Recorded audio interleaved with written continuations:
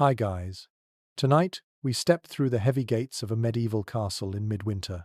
The stone walls rise higher than your neck can crane, frost clinging to every ledge.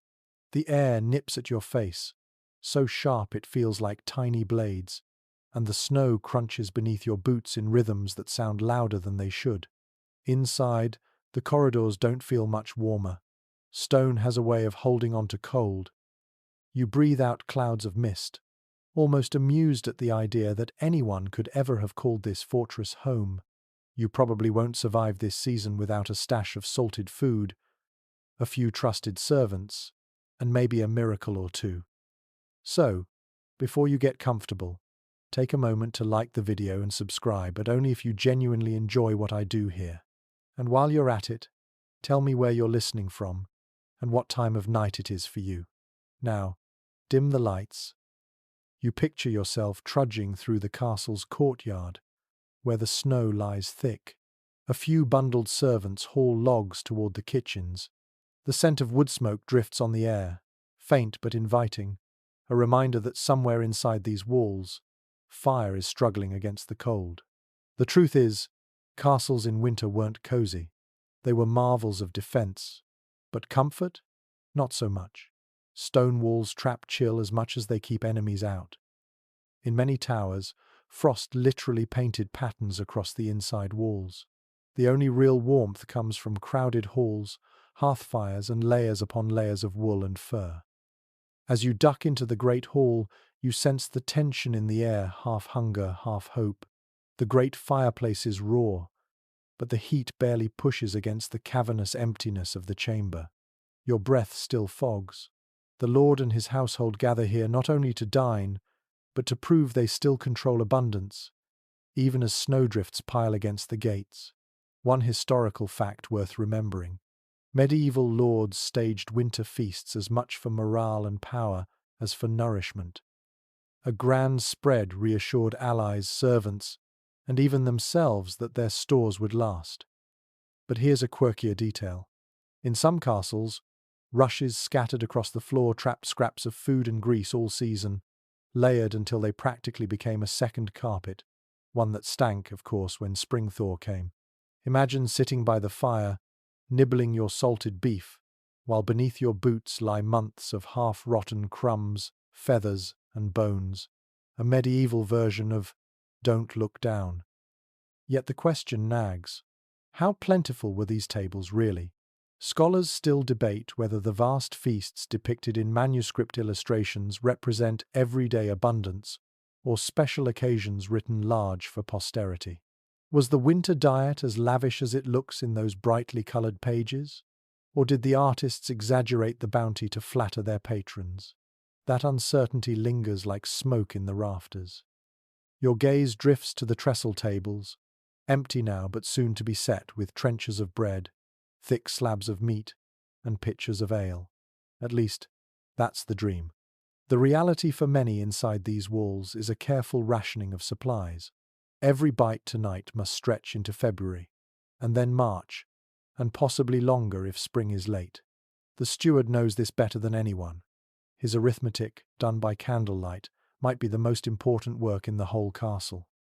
Listen closely, and you hear the sounds of life trying to wrestle comfort from the cold, the clatter of pots in the kitchen, the muttered prayers of servants worried about dwindling stores, the high-pitched laughter of children chasing each other near the hearth.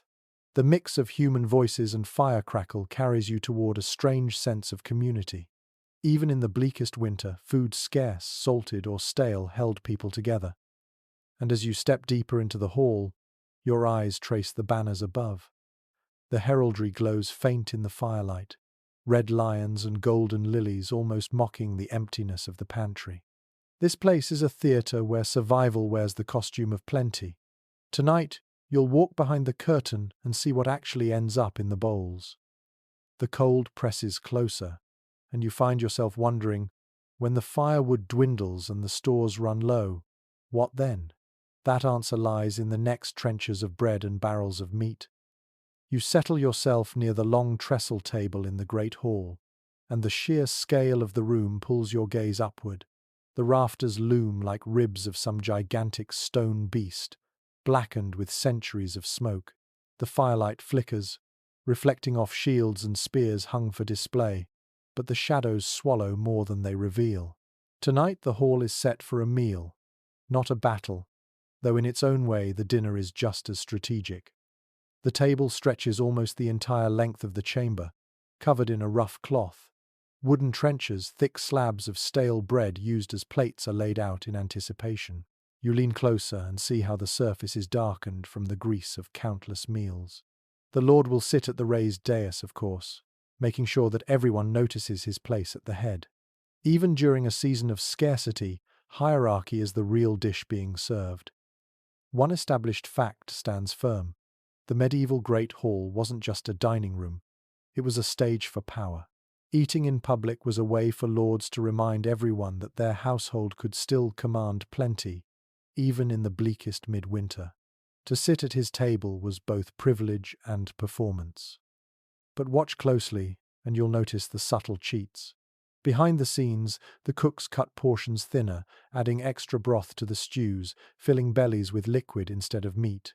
Candles are set more generously at the high table, so the lord's plates gleam, while further down the hall, servants hunch in dimness, picking at scraps. A cheeky tidbit? Some castle accounts suggest that cooks deliberately oversalted the meat at the lower tables, making servants drink more ale, which in turn kept them cheerful and less hungry. Medieval catering hacks, if you will. And still, questions linger in the shadows.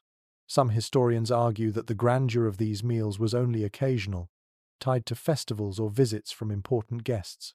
Others insist that the great hall saw nightly ritualized suppers, even if the food was plain. Was every winter evening filled with pomp, or were most nights quieter, the drama exaggerated by chroniclers eager to flatter their masters? The debate continues, like the echo of footsteps on flagstones. Your eyes follow the steward pacing at the side, making quick calculations in his head. Each barrel of salted beef must last. Each loaf of bread must be rationed. His job isn't glamorous, but it's vital. One misstep and the household could face hunger before spring. Servants carry in platters now. Roasted meats, steaming pottage, trenchers piled with dark bread. The smell of smoke and fat mingles with the tang of ale.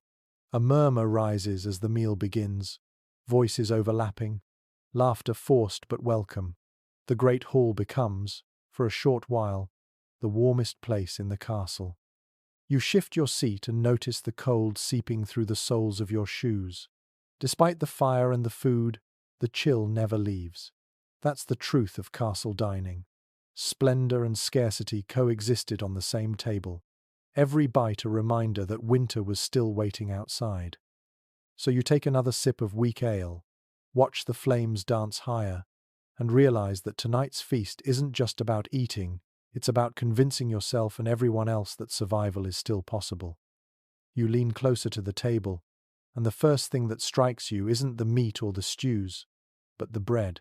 Thick, coarse loaves, darker than what you know as bread today, rest heavily on the trenchers.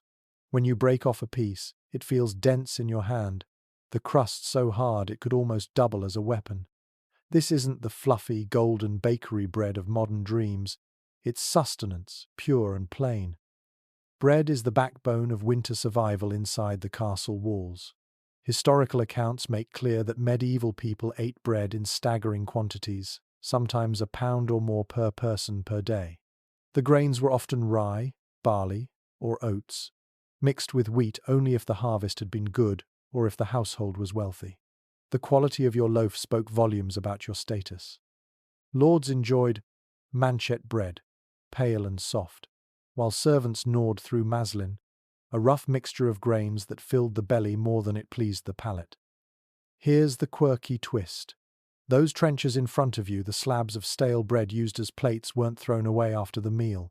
They soaked up the grease, sauces, and juices, and were either eaten later by the poor of the household, given to beggars at the gate, or tossed to the dogs. Imagine finishing your dinner and then having your plate handed off as someone else's supper. Recycling, medieval style. But the picture isn't entirely clear. Some scholars argue over just how widespread wheat bread truly was in these northern castles. Did most households rely almost entirely on dark rye through the winter, saving wheat flour only for the lord's family? Or did wealthier strongholds manage to provide fine white loaves more often than records suggest? The evidence is patchy, leaving room for debate that still simmers among historians. You bite into your piece of bread. The flavor is sour, earthy, with a faint tang from fermentation. The chewiness forces you to slow down, and the rough grains scratch the roof of your mouth. It fills you up, but it's far from indulgent. Still, with butter or dripping smeared across it, the loaf becomes a small comfort against the relentless cold. The hall echoes with the sound of teeth crunching through crusts, mugs slamming onto tables, laughter rising in bursts. Everyone here depends on these loaves, from the lord at the high table to the scullery boy in the shadows. The bread unites them all, even while dividing them by quality. And so, in the heart of winter, you realize that survival in the castle doesn't come in golden banquets or endless roasts. It comes in these dense, stubborn loaves that last as long as the steward's stores can stretch them. Bread is not just food here, it is endurance made edible. You sit back, brushing the crumbs from your fingers, and the scent in the hall shifts. It's heavier, saltier, sharper, the unmistakable presence of meat that has been packed away for months. The great barrels lining the storerooms are hauled up now, their iron hoops creaking as the lids are pried loose. A waft of brine and age greets you before the first slab even lands on the table. This is winter's insurance. Salted meat. Without it, the castle would crumble long before spring thaw. Pork and beef were the staples, each animal slaughtered in late autumn, carved into manageable cuts, and preserved in salt until the icy months demanded their sacrifice. The ritual of butchering in November wasn't just practical, it was a communal event, almost a festival. Families gathered to process every last part of the animal: hams, shoulders, bellies, tongues, and even ears. Nothing went to waste, and once the fresh cuts had been eaten, the rest went under layers of coarse salt, buried like treasure waiting to be unearthed. The historical fact stands solid. Castles relied on these salted stores to survive. Fresh meat in January was rare unless you had hunting rights or an extraordinary stroke of luck. Instead, these brined slabs became the protein that kept households moving through the snow. Without them, you'd have little but bread and broth to chew. But salted meat isn't glamorous. You notice how stiff and leathery it feels as it's hauled from the brine. The cook must soak it in water overnight, sometimes longer, to draw out the salt before it can be boiled or roasted. Even then, the texture is tough, the flavor dominated by preservation more than freshness. Yet when hunger presses hard, the salty chew feels like luxury. Here's a quirkier detail that might wrinkle your nose. Some records suggest that meat left too long in brine developed a strange, fishy tang, almost like it had swapped species somewhere along the way. To hide this, cooks used spices, pepper, cloves, ginger if they could afford them. If not, the solution was simply longer boiling and more bread to mask the taste. Imagine chewing through beef that tastes faintly of cod, while trying to convince yourself it's hearty fare. Medieval dining demanded both strong stomachs and strong imaginations. And still, the arguments flicker among scholars. How much salted meat actually reached the servants' bowls? Did the lower ranks subsist more on pottage and bones, while the lord's family consumed the real cuts? Or was salted pork so common that even the scullions tasted it often? The records are ambiguous, shaped by who kept them and for whom they wrote. Some argue that the poorer servants saw meat rarely, while others point to household accounts, showing barrels allocated across all ranks. The truth may lie somewhere in between, blurred by hunger and hierarchy. You watch as the meat is carved and served. Thick chunks drop onto trenchers, juices pooling, the smell rich yet faintly metallic.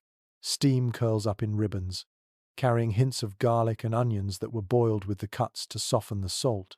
The lord at the high table receives the best slices: marbled pork belly, fatty and indulgent compared to the dry slabs doled out further down. Servants chew more slowly, gnawing at tougher cuts that take effort to swallow. Yet all eyes stay on the food, grateful that there is something to chew at all. The hall hums with the sound of teeth tearing into sinew, knives scraping against wooden trenchers, mugs lifted for ale to wash down the salt. The salt dries your mouth, making you thirstier with every bite. You take another gulp of weak ale, its sourness cutting through the heaviness of the meat. The pairing is perfect in its own rustic way. In the kitchens, the smoke thickens. Meat hangs from hooks above the fire, some of it smoked months earlier, the skins wrinkled and hard as bark. The cooks keep turning joints on spits, careful not to let the fat drip too fast into the flames. The smell of charred edges and sizzling grease makes even the most leathery slab feel appetizing. You imagine the rush of relief when the steward authorizes opening another barrel, the promise of meat where before there was only bread. Yet the system isn't foolproof. In years when salt was scarce or harvests poor, meat spoiled despite the best efforts. Some barrels grew rancid, the smell so overpowering they had to be carried outside and buried. A bitter reminder that survival wasn't guaranteed. In fact, winters could be leaner than anyone expected, driving people to gnaw bones for marrow or stretch pottage with whatever scraps remained. Picture yourself here, in January, when the snow piles higher than the battlements and the roads are impassable. The Lord's men sit sharpening blades, bored of idleness. Children gather near the fire, their hands red and raw from the cold. The salted meat is the center of the day's meal, its toughness softened by long boiling, its flavor dulled, but sustaining. It fills bellies and buys another night of survival. There's a strange comfort in this ritual. The meat is tough, the taste repetitive, but its presence signals that the household still has resources. As long as barrels remain in the storerooms, hope remains. Every slab hacked from the salted stores is one step closer to spring. The servants carry away the empty platters now, their faces slick with grease, their fingers sticky with salt. You hear the scrape of knives across the last bones, the dogs growling under the table as they fight for scraps. The meal ends not with dessert, but with relief. Relief that another day has been endured, another layer of winter survived. You lean back and let the heaviness of the salted meat settle into you. It's not a feast for the senses, but it is a feast for survival. And in this frozen castle, survival is all that truly matters. You notice the atmosphere shift again as the servants bring in the next course. Tonight isn't only about meat and bread, it's a reminder that the calendar itself shapes what you're allowed to eat. The church hovers over the table just as firmly as the Lord on the dais. And tonight that means fish. Fish has always been the loyal understudy of medieval dining, stepping onto the stage whenever meat is forbidden. Fridays, Lent, holy days, suddenly you're chewing on scales instead of skin, fins instead of fat. In a season where salted beef already feels repetitive, the obligation to swap it for salted fish might feel more punishment than piety. One well-recorded fact stands out. The medieval church required abstinence from meat on nearly half the days of the year. That's a staggering number, when you picture a calendar peppered with saints' feasts and holy observances. A noble household had to plan carefully, stocking not just pork and beef, but barrels of herring, cod, or eels to cover all those meatless days. Without fish, you'd be breaking both diet and doctrine.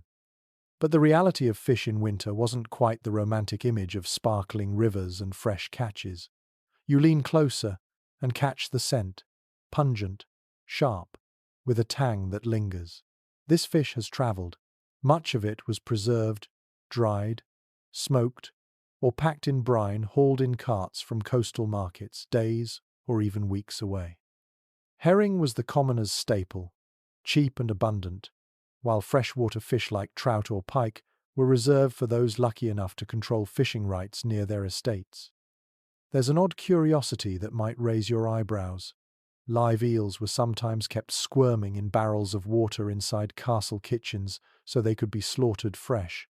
Imagine passing through the smoky room and seeing a half-dozen wooden tubs with slippery creatures twisting inside, ready to be stewed. Not exactly the cozy image of winter comfort you were hoping for, yet the interpretation isn't straightforward. Some historians wonder if preserved fish truly made it into the diets of lower-ranked servants, or if it was largely reserved for the tables of monks, nuns, and high nobles. Others argue that even the humblest members of a household would have tasted herring often, given how cheaply it could be bought in bulk. The records leave us with a split impression. Did fish sustain all levels of society in winter, or did it serve mostly as another badge of status? The debate lingers like the aftertaste of salt on your tongue. As you pick up a piece, the texture is tough, almost leathery, and the salt hits hard. The cook has tried to soften it with herbs, parsley and dill, if any were dried from autumn, maybe a dash of imported pepper if the Lord is feeling generous. Still, the flavor is heavy. You take another bite, and the briny chew makes you reach instantly for ale. It's not indulgent eating, but it is necessary eating, a compromise between faith and survival. Look around the table and you see how different ranks handle the dish. At the high dais, the Lord's portion is paired with a sauce, something tart, maybe made of vinegar, mustard seed, or even almond milk if the kitchen is clever. At the servant's end, the fish arrives plain, boiled, barely enough to take the edge off hunger. The contrast is stark, but both groups chew in silence, aware that faith requires patience. The kitchens bear their own smell now, a mixture of smoke and brine. Hooks hang with smoked salmon and eel, their skins shriveled and blackened. A cauldron bubbles, filling the air with steam that makes your eyes sting. Children peer in with wrinkled noses, not entirely sure whether to be excited or repulsed. For them, meatless days feel like an endless season of chewing through bones and scales, waiting for something richer to return. Yet fish had its charms too. In wealthier castles it wasn't only herring and cod. Sometimes the steward arranged for delicacies, lampreys, strange eel, like creatures with sucker mouths that nobles adored, but which might make your stomach turn. Other times, sturgeon arrived, its flesh dense and rich, a status symbol as much as a meal. Eating such fish was a declaration. This household had connections, wealth, and control even in midwinter. What might surprise you is that some of these delicacies travelled extraordinary distances. Salted cod from the North Sea, or even from Iceland, ended up on tables in castles far inland. The medieval supply chain, powered by rivers and trade routes, made it possible for a castle in snowy Burgundy to serve fish that once swam in the Atlantic. Global logistics, centuries before you thought they existed. Still, practicality dominated most days. Fish was boiled into stews, shredded into pottages, or fried in pans when oil could be had. Recipes aimed to disguise the sameness, but by February, the repetition must have been wearying. Imagine waking up knowing that today, once again, your main protein will come from a creature that smells stronger the longer it waits in the storeroom. Faith may have demanded abstinence, but your taste buds surely muttered protests. The debate continues among researchers. Did medieval people genuinely enjoy the taste of these preserved fish, or did they tolerate it because of necessity? Was devotion sweetened by familiarity, or did people count down the days until meat returned to the pot? We can't quite know, but the wrinkled noses in some chronicles suggest more duty than delight. Back in the hall, mugs are raised to wash down the brine, laughter breaking out in bursts as the ale loosens tongues. For a moment, the fish becomes less about flavor and more about ritual. Everyone here shares the same salty mouthfuls, the same grumbles, the same anticipation of feasts to come. The act of eating together, bound by the same rules, binds the castle as surely as its stone walls. You set your trencher aside, wipe your hands on a rough cloth, and notice the hunger hasn't fully left.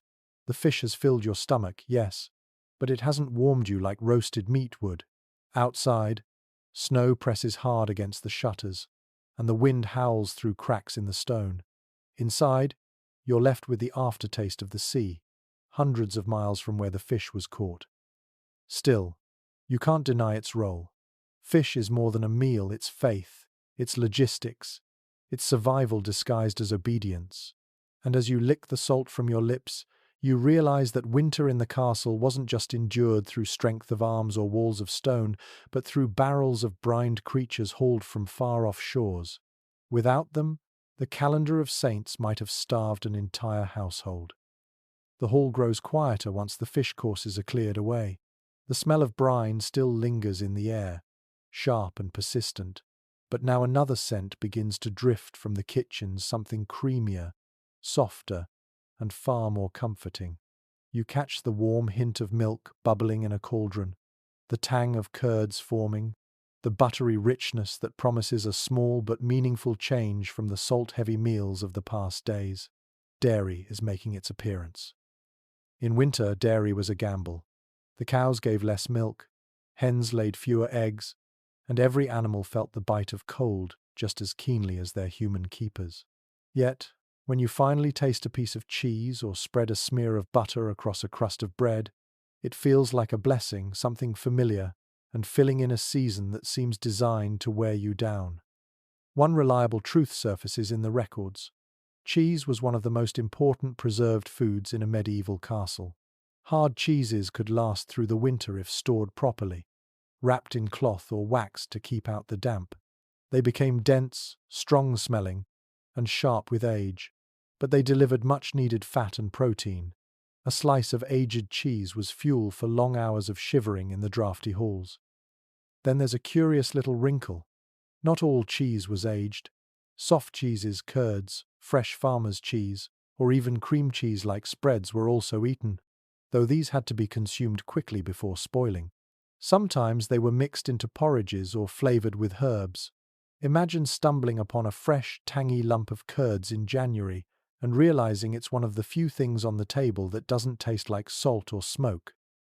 But there's disagreement among historians about how available dairy really was during the coldest months. Some argue that castle herds were large enough to provide milk year-round, albeit in smaller amounts. Others believe that by deep winter, fresh dairy was almost absent, leaving only the aged wheels of cheese as reminders of sunnier months. The truth likely varies by region, by wealth, and by sheer luck with the weather. Did peasants working in the fields get even a bite of cheese in January, or was it hoarded for the Lord's table? The evidence leaves us with more questions than answers. You reach for a slice of cheese on your trencher. It's firm, crumbly, and smells faintly of grass and smoke. The taste is sharp, almost biting, but when paired with bread, it transforms the plain crust into something richer. Around you, servants chew their pieces with quiet satisfaction, the grease from the butter or the cream in the stew cutting through the monotony of salted meat. Butter, too, plays its part. Though harder to store long-term, when available it added richness to bread or melted into stews, turning humble vegetables into something indulgent. In northern castles, butter was more common, while in southern regions olive oil might appear instead.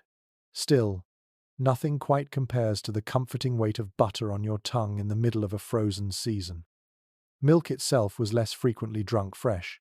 It soured too quickly in the winter's uneven temperatures, but turned into buttermilk, whey, or clotted cream, it found its way into soups and sauces. Picture the cook stirring a pot of leek and milk broth, steam curling into the rafters, the smell soothing after endless weeks of brine. And here's a detail that may surprise you. In some places, whey from cheese, making was fed to pigs, recycling every drop of nourishment in a closed loop. What began as milk ended up, months later, as pork. A cycle of survival played out in barrels and pens, where nothing was wasted if it could be eaten. The kitchen during dairy preparation is its own world. You hear the steady clink of wooden spoons scraping curds, the hiss of cream boiling too close to the fire, the soft voices of dairymaids checking texture with practiced hands. Their work is quiet compared to the butcher's, but no less essential. In fact, the presence of butter or cheese at the table carries a certain comfort. the sense that the castle still controls a little softness in the middle of the harshest season. At the high table, the lord's family might receive delicate dishes, cheese flavoured with saffron, butter moulded into decorative shapes, or custards thickened with eggs saved for the occasion. For them, dairy could be an expression of wealth and refinement. For those further down the hall, it was a spread of butter across hard bread, or a ladle of milk-based pottage, thin but warming. Either way, the creamy textures and richer flavours offered a rare reprieve from the monotony of meat and fish. Yet dairy was never without risk. Spoilage lurked in every corner of the storerooms. A wheel of cheese left in dampness could turn sour, inedible, and even dangerous. Butter went rancid quickly if not salted heavily, and when supplies ran short, resentment stirred was the lord hoarding the last of the fresh butter, while the servants chewed their way through stale bread alone. The politics of dairy could be as sharp as the cheese itself. The children, however, hardly cared. They licked butter from their fingers, giggled over curds, and dreamed of milk warmed with honey before bed. To them, dairy was sweetness and comfort, the closest thing to a treat in a castle where sugar remained a far-off luxury. Watching their joy, you feel the heaviness of salted meat lift, if only for a moment. Some chronicles even hint at unusual dairy practices. In certain households, cheese was deliberately made so hard it could be grated into stews like a spice, stretching its use for weeks. In others, cream was churned into butter during festive days only, saved as a seasonal luxury. These quirks remind you that nothing in the castle was straightforward. Every food carried with it layers of ritual, necessity, and chance. As you finish your portion, the aftertaste lingers, strong but satisfying. You realize that dairy, fragile though it was, provided something more than calories. It offered variety, comfort, and the illusion of abundance, a reminder of warmer months when pastures were green and cows were heavy with milk. In the cold silence of January, a wheel of cheese was as much memory as it was meal. You lean back, wipe your hands, and glance around the hall. Servants scrape butter from bowls, nobles sample custards with small spoons, and the steward takes mental notes of how quickly the cheese wheel shrinks. Every bite is both nourishment and calculation, a step closer to spring or a misstep toward famine. The wind howls outside again, rattling the shutters, but for a few moments the taste of milk and butter dulls the edge of winter, and as you swallow the last crumb, you understand dairy was never guaranteed in a medieval winter, but when it appeared, it brought with it the soft whisper of survival dressed as comfort. You rise from the great hall and follow the smell of earth down into the lower chambers of the castle. The steps grow colder with each descent, the torchlight flickering across damp stone.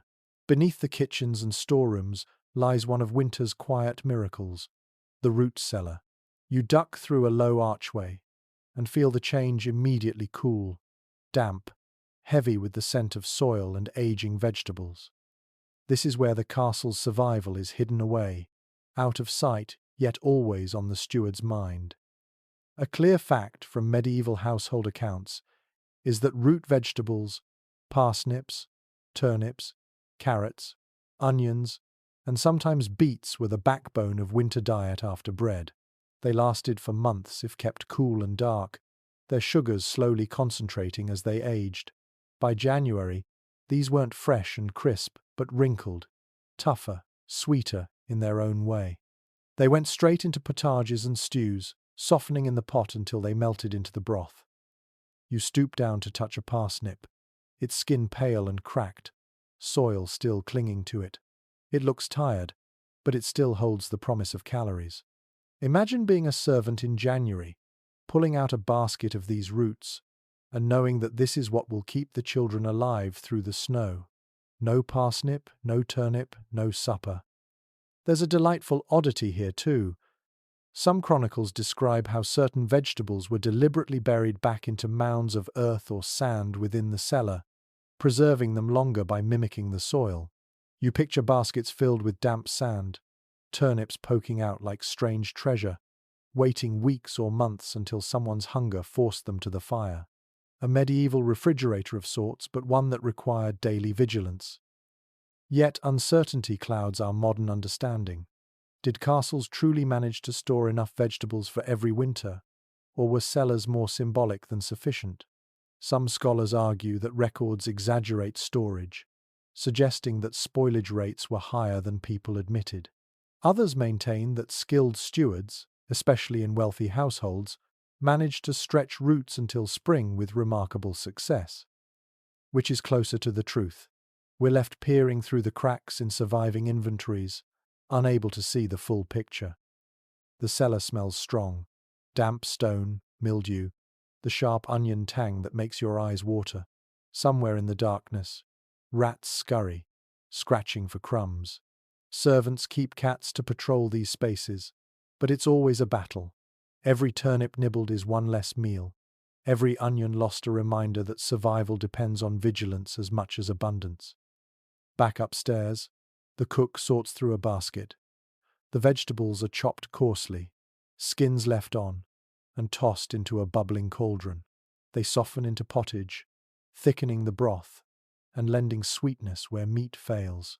At the Lord's table, these same roots may be roasted with drippings, presented with a garnish of herbs, or paired with sauces to appear more refined. But in their essence, they are the same food, rough, earthy, dependable. What might surprise you is how important onions and garlic were in this mix. Not only did they flavor the otherwise bland stew, they were believed to hold medicinal power. A clove of garlic boiled with turnips wasn't just a seasoning, it was thought to guard against illness in the cold season. Eating vegetables, in this sense, became both nourishment and medicine, a way to battle the invisible dangers of winter. The servants ladle pottage into wooden bowls now. You watch the steam rise, smell the sweet carrot mingled with pungent leek. The texture is mushy, almost porridge-like, but it fills the belly. The children dip their bread into the broth, softening the crust, their faces brightening with each mouthful. For them, it is warmth itself. Yet down here in the cellar, the reality remains stark. Each week the piles shrink, each basket empties, each onion sprout signals food turning unfit. By February, desperation creeps in. Stews grow thinner, bowls contain more liquid than root. Hunger gnaws at the household, even as the lords try to mask it with ceremony. The steward, walking these chambers with a lantern, counts every sack and barrel. He knows that each missing turnip shortens the castle's endurance. His arithmetic is a quiet act of war against famine. You imagine him standing here in silence, listening to the drip of water down the walls, wondering if the cellars will stretch far enough to see another spring. Still, the ingenuity impresses you.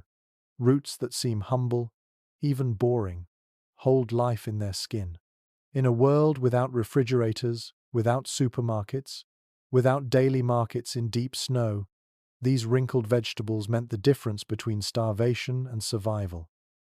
You run your hand across the rough basket weave, feel the damp weight of soil still clinging, and realize, in this frozen world, every turnip is treasure, every carrot a jewel.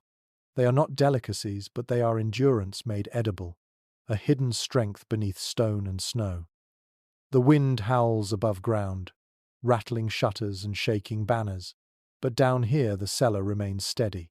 It smells of earth, it tastes of resilience, and it carries the castle quietly towards spring. You leave the root cellar behind and climb back toward the kitchens, where the scent shifts from earthy to something fresher, greener. Despite the snow piling outside, there are still vegetables that find their way onto the castle's tables in winter stubborn plants that refuse to give in to frost. You spot the piles now: cabbages, leeks, kale, and sometimes hardy herbs clinging to life in sheltered corners of the garden. They may not look elegant, but their persistence makes them precious.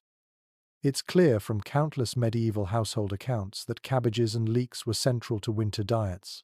Cabbages stored well when kept cool, their tight heads layered like natural containers, while leeks could be pulled even from frozen ground with enough determination. They appear again and again in recipes for winter stews, potages, and broths, stretching out whatever meat or grain might be available. Without them, meals would quickly grow thinner and less nourishing. As you peer closer at the leaves of a cabbage hauled into the kitchen, you notice their roughness, their toughness. This isn't the tender lettuce you're used to in modern salads. It's chewy, fibrous, with a sharp bite. Boiled long enough, it softens into submission, releasing a sulphurous smell that fills the hall. When blended with onions or garlic, it becomes hearty, almost sweet, a lifeline in broth form. Here's an oddity worth mentioning. In some places, cabbages were considered medicinal as much as edible.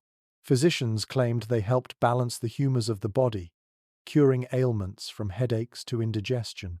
Imagine slurping your third bowl of boiled cabbage that week and consoling yourself with the thought that at least it might heal your melancholy. But the exact role of these vegetables is not fully agreed upon. Some researchers insist they were a daily staple for both nobles and servants, while others argue they were viewed as poor man's food and avoided by the upper classes, except in times of shortage. Did the Lord genuinely enjoy his leek pottage, or did he tolerate it as necessary filler? The truth may lie somewhere in between, shaped by region, climate, and personal taste. The smell in the kitchen grows strong as cabbages are chopped and thrown into cauldrons. You watch the green leaves wilt, turning limp and dark. Leeks are sliced into rings, their white stalks melting into the broth, their flavor rich and oniony. Together, they create a pottage that simmers all day, fed with scraps of bread or bones, served to servants in steaming bowls that warm cold hands. The high table, of course, receives something more refined. A leek tart thickened with eggs and cream might appear, or cabbages dressed with a sauce of butter and herbs. Presentation becomes a way of disguising the plainness of the ingredient, but at their heart, both rich and poor are chewing on the same hardy greens, bound by the stubborn resilience of plants that survive the snow. What might catch you off guard is the noise.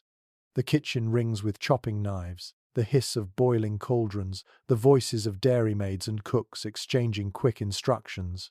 There's laughter too, because even in scarcity, cabbage soup bubbling in a pot feels like reassurance. The servants lean over the steam, inhaling deeply, their cheeks pink from the heat after hours in the freezing corridors. When the bowls are ladled out, the scene shifts to the hall once more. You dip your spoon into the thick broth, the steam warming your face. The taste is simple, earthy, slightly bitter at first, but then it grows on you. Paired with bread, it fills you, not with luxury, but with the sense that the castle can endure another day. Children sip it greedily, wiping their mouths with the backs of their hands, while elders nod, satisfied to taste something beyond salt and brine. The debate about how these vegetables were perceived lingers among scholars. Some argue that manuscripts and cookbooks underreport their use because they were too ordinary to record, the daily fare of commoners rather than the glamorous dishes of nobles. Others suggest the opposite, that their medicinal and symbolic importance made them more valued than we assume today. The truth, as always, remains murky, caught between everyday necessity and cultural bias. Still, you can't deny their value. In a world where freshness was fleeting, cabbages and leeks stood strong. They were humble, yes, but their very humility made them powerful. Without them, pottage would collapse into thin water, and winter would gnaw harder at empty stomachs. As you finish your bowl, you notice how the warmth spreads through your chest, slower than wine but steadier. The wind rattles the shutters again, snow whirls in the courtyard, but you feel anchored, sustained. These greens may not dazzle, but they endure, and in winter, endurance is the greatest feast of all. The steam rising from the cauldron thickens, and you realize that not everyone in the castle dines on roasted meat or even cabbages dressed in cream. For most of the servants, soldiers, and workers, the daily meal boils down to a single, reliable dish: pottage. Thin, watery, endlessly adaptable, It was both a curse and a comfort. The hall may echo with the crack of joints being carved at the high table, but for the majority sitting further down, their world is a bowl of stew that rarely changed. The hard truth, well attested by medieval records, is that pottage fed the bulk of the population. Grain, roots, greens, and whatever scraps of fat or bone the kitchen could spare went into the pot, bubbling together into a dish that might be thick and nourishing one day, watery and sad the next. It wasn't glamorous, but it filled the belly, and that was enough. You take a seat near the servant's end of the table, wooden bowl in hand. The liquid is hot, almost too hot, the steam making your face prickle. You sip, and the taste is bland. Onions, cabbage, a whisper of barley. If you're lucky, there's a shred of salted meat or a lump of cheese stirred in, but often it's just vegetables stretched thin across too much water. The texture is soft, almost mush, and it slides down quickly. Hunger makes you grateful, even as your tongue longs for more flavor. Here's a detail that might amuse you. Some recipes for pottage included whatever herbs grew nearby, and that sometimes meant nettles. Imagine being served a soup with leaves that could sting your fingers raw if touched fresh. Once boiled, they lost their bite, but the idea of eating nettles tells you just how resourceful medieval cooks had to be. Nothing green went to waste, not when snow covered the fields. Still, scholars puzzle over the exact role of pottage in noble households. Was it truly the main meal for all but the lord and his family, or was it more universal, eaten even at the high table but dressed up with richer additions? Some accounts describe fine pottages made with almonds, spices, and saffron, clearly designed for elite palates. Others suggest that noble families avoided the dish altogether, seeing it as the food of servants. The evidence is contradictory, leaving us to imagine both possibilities simmering side by side. The kitchens reveal another side of the story. You watch as the pot is stirred constantly, the thick liquid sticking to the bottom if neglected. Cooks drop in bread crusts, bones, and any scraps left over from earlier meals. It's less recipe than ritual, a way of recycling the castle's food into one dish that never stops cooking. The pot might bubble from dawn to dusk, its contents changing slightly as new ingredients are added, old ones ladled out.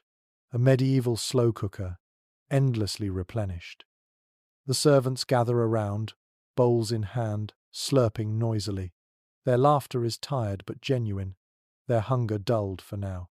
Children scoop the mush with bread, softening their crusts in the broth, while the older men chew slowly, grateful for the warmth. The communal nature of the dish is striking. Everyone shares from the same pot. Everyone's portion looks more or less the same. Hunger levels the ranks, if only briefly. You take another spoonful, and the taste deepens. A hint of garlic, perhaps, or maybe just the strong flavor of a leek boiled down until it disintegrates. It's not much, but it warms your throat and spreads comfort through your chest. You realize that pottage isn't about delight, it's about survival, made bearable. An unusual practice pops into your mind. Some households used beer or ale to thin their pottage instead of water, giving it a sour tang and an extra boost of calories. Imagine sipping your bowl and tasting faint yeast and malt beneath the vegetables. It sounds strange, but it turned dinner into something just a bit more filling, especially when food was running low. But the question remains, was pottage a symbol of poverty, or was it simply the default diet of winter? Chroniclers often ignored it, preferring to describe lavish feasts that made their patrons look generous. Yet the archaeological record pits full of charred grains and vegetable remnants suggests otherwise. Pottage was the steady hum of daily life, a background rhythm so constant it went unnoticed by the pens of the elite. It fed castles just as surely as it fed villages. Back in the hall, the difference is clear. The lord cuts into a roast, juices running, laughter echoing around him. You and the others chew slowly on your stewed cabbage and barley, pretending not to notice. But even here, there is comfort in shared experience. The taste may be plain, but the act of sitting together, bowls steaming in your hands, builds a kind of fellowship. Hunger is less sharp when endured as a group. The wind outside howls again, rattling the shutters, but the warmth of the pot steadies you. You look down at your empty bowl, scrape the last soggy chunk of bread from the bottom, and swallow. It's not a feast, but it's enough. In the end, pottage isn't remembered for flavor or beauty. It's remembered for constancy, for showing up day after day, pot after pot, through the worst of the winter. A bowl of stew, humble and steaming, carried entire households across the frozen months. And as you set down your bowl, you realize that in this castle, survival has always simmered quietly at the bottom of a pot. The scent in the hall shifts again, this time towards something exotic, unfamiliar, and almost theatrical. The familiar smoke of cabbage, the brine of fish, and the heavy salt of pork have all been dulled by routine, but now a sharper, sweeter fragrance cuts through the air. You catch it before the platters even arrive. A pinch of pepper, a curl of cinnamon, the earthy bite of saffron. Suddenly, the castle feels less like a stone fortress in the snow and more like a portal to faraway lands. One fact the records make impossible to ignore is this: imported spices were not only flavoring agents, but also symbols of power. Peppercorns from India, cloves from the Moluccas, saffron threads from Spain or beyond, they travelled thousands of miles before being poured onto these trenches. To taste them in a frozen hall was to taste wealth itself, proof that your household reached into the world's trade routes. You lean forward and inhale as the Lord's dish is placed on the dais. The meat glistens, sprinkled with saffron that dyes the broth golden. For a moment, the bleakness of winter seems far away. Colour and aroma lift the mood, creating the illusion of summer sunshine bottled in a spice jar. What might raise your eyebrows is how these precious seasonings were used, not only to impress or delight, but often to disguise. Salted meat gone slightly off? Add pepper. Fish too briny? Cinnamon might soften the blow.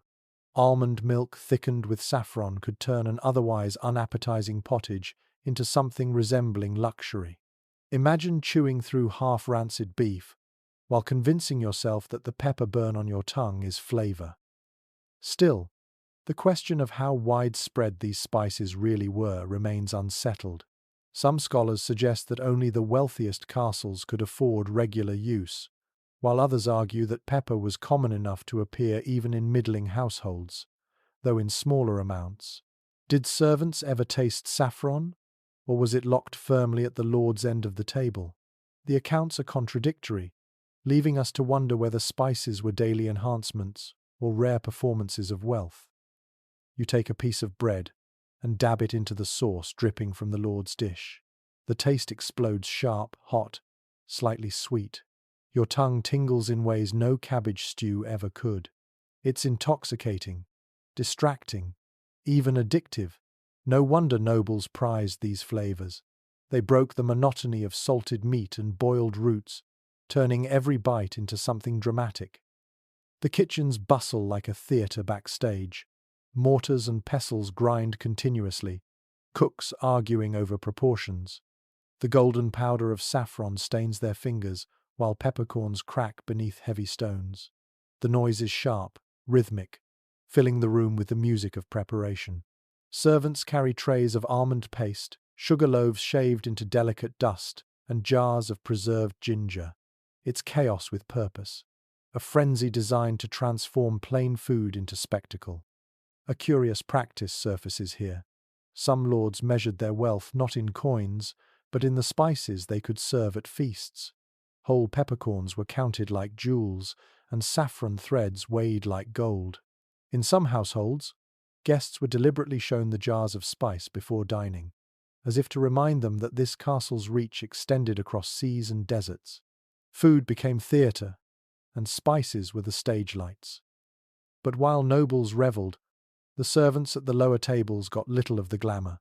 Their pottage might receive a dusting of herbs, or, if they were lucky, a pinch of leftover pepper swept from the mortar. For them, spices were a faint echo of wealth, smelled more than tasted. The hierarchy was written not only in where you sat, but in how your food burned or failed to burn your tongue. You glance at the Lord now, raising a goblet of spiced wine. Cinnamon and cloves float in the liquid, releasing warmth that smells festive even in the dead of winter. His laughter rings out. His guests nod appreciatively, and the illusion of abundance grows. The hall is no warmer, the snow no less deep, but the taste of saffron tricks everyone into believing that comfort is still possible. The debate among historians lingers. Did spices primarily function as status symbols, rarely tasted by ordinary mouths? Or did they seep more broadly into medieval diets through trade and cheaper access to pepper? The evidence suggests both realities, depending on the household. In either case, the symbolism mattered as much as the taste. To serve saffron in January was to proclaim victory over distance, time, and hunger. You chew another bite and notice how the flavors linger long after the meat itself is gone. It isn't just nourishment, it's a sensory escape, a reminder that the world is larger than the frozen moat outside. Spices carry you, if only in your imagination, to lands where snow never falls and markets overflow with color. But soon the platters are cleared, the aromas fade, and the illusion breaks. You look around and see the same stone walls, the same draughts sneaking through cracks, the same weary faces of servants scraping bowls. The spice, like a performance, dazzles only briefly before vanishing. Survival still depends on salted meat and cabbage stew. Yet you can't shake the thought that these spices, these tiny fragments of distant worlds, gave people more than taste. They gave hope. They gave color to the greyest months, a spark to the dullest meals. In a season where sameness threatened to crush morale, a sprinkle of pepper or saffron made life feel rich again, even if only for an hour. As you sip the last of the spiced wine, the warmth spreads through your chest, softening the chill. You realize that spices were more than food. They were stories, memories, and promises of elsewhere.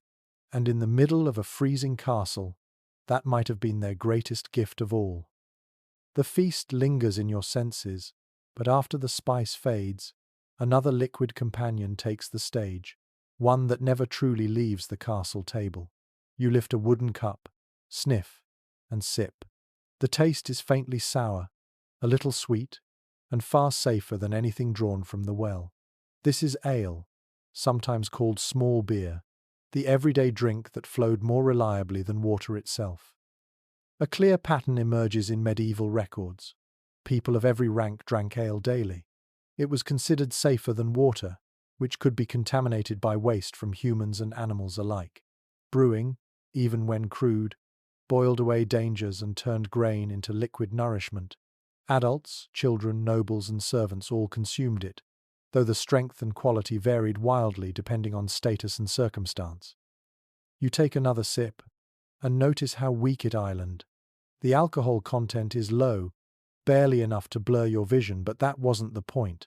This small beer was hydration as much as indulgence, providing calories in liquid form.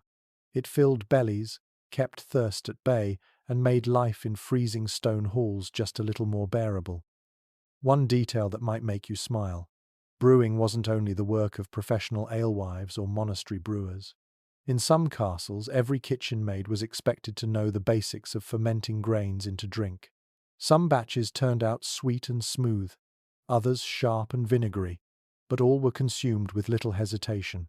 Imagine living in a place where drinking water straight from the well was considered reckless, but giving your child a mug of beer before bed was completely ordinary. But there's still disagreement about the exact role of ale in castle diets. Did servants truly drink it at every meal, or was it rationed more carefully than we assume?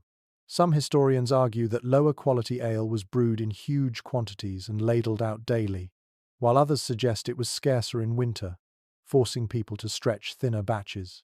The truth likely lies between these views, shaped by the size of the household and the stores of grain.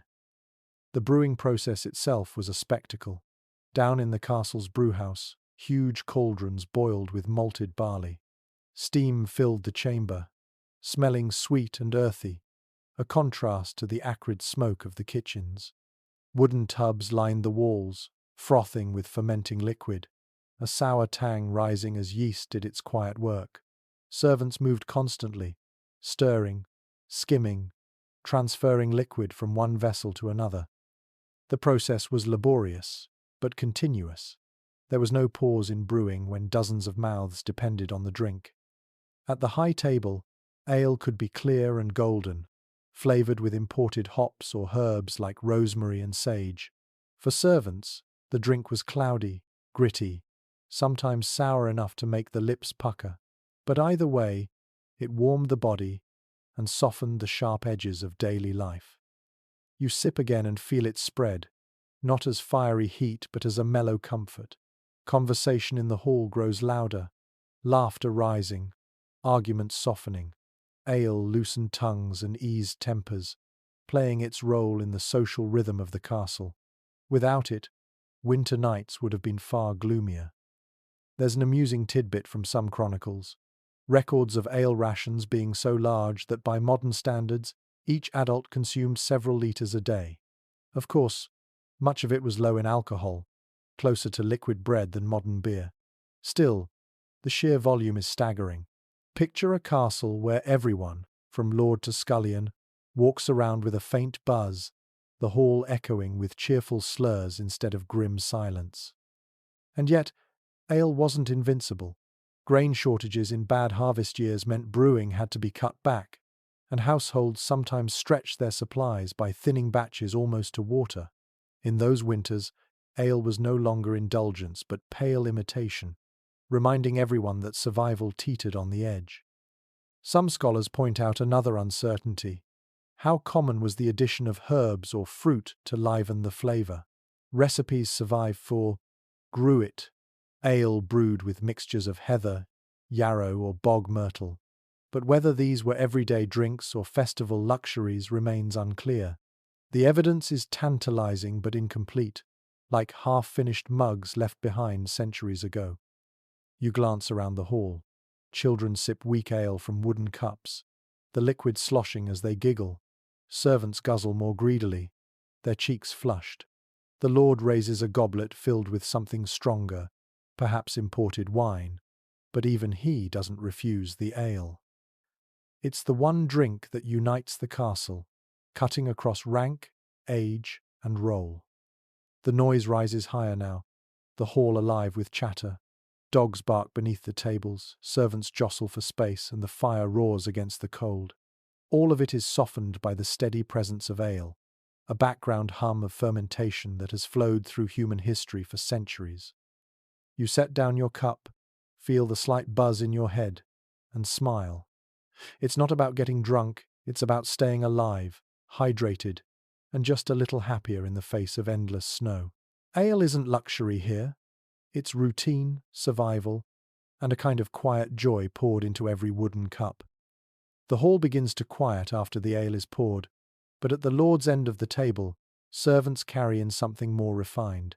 The wooden cups of cloudy beer look humble compared to the gleaming pitchers now placed near the high dais.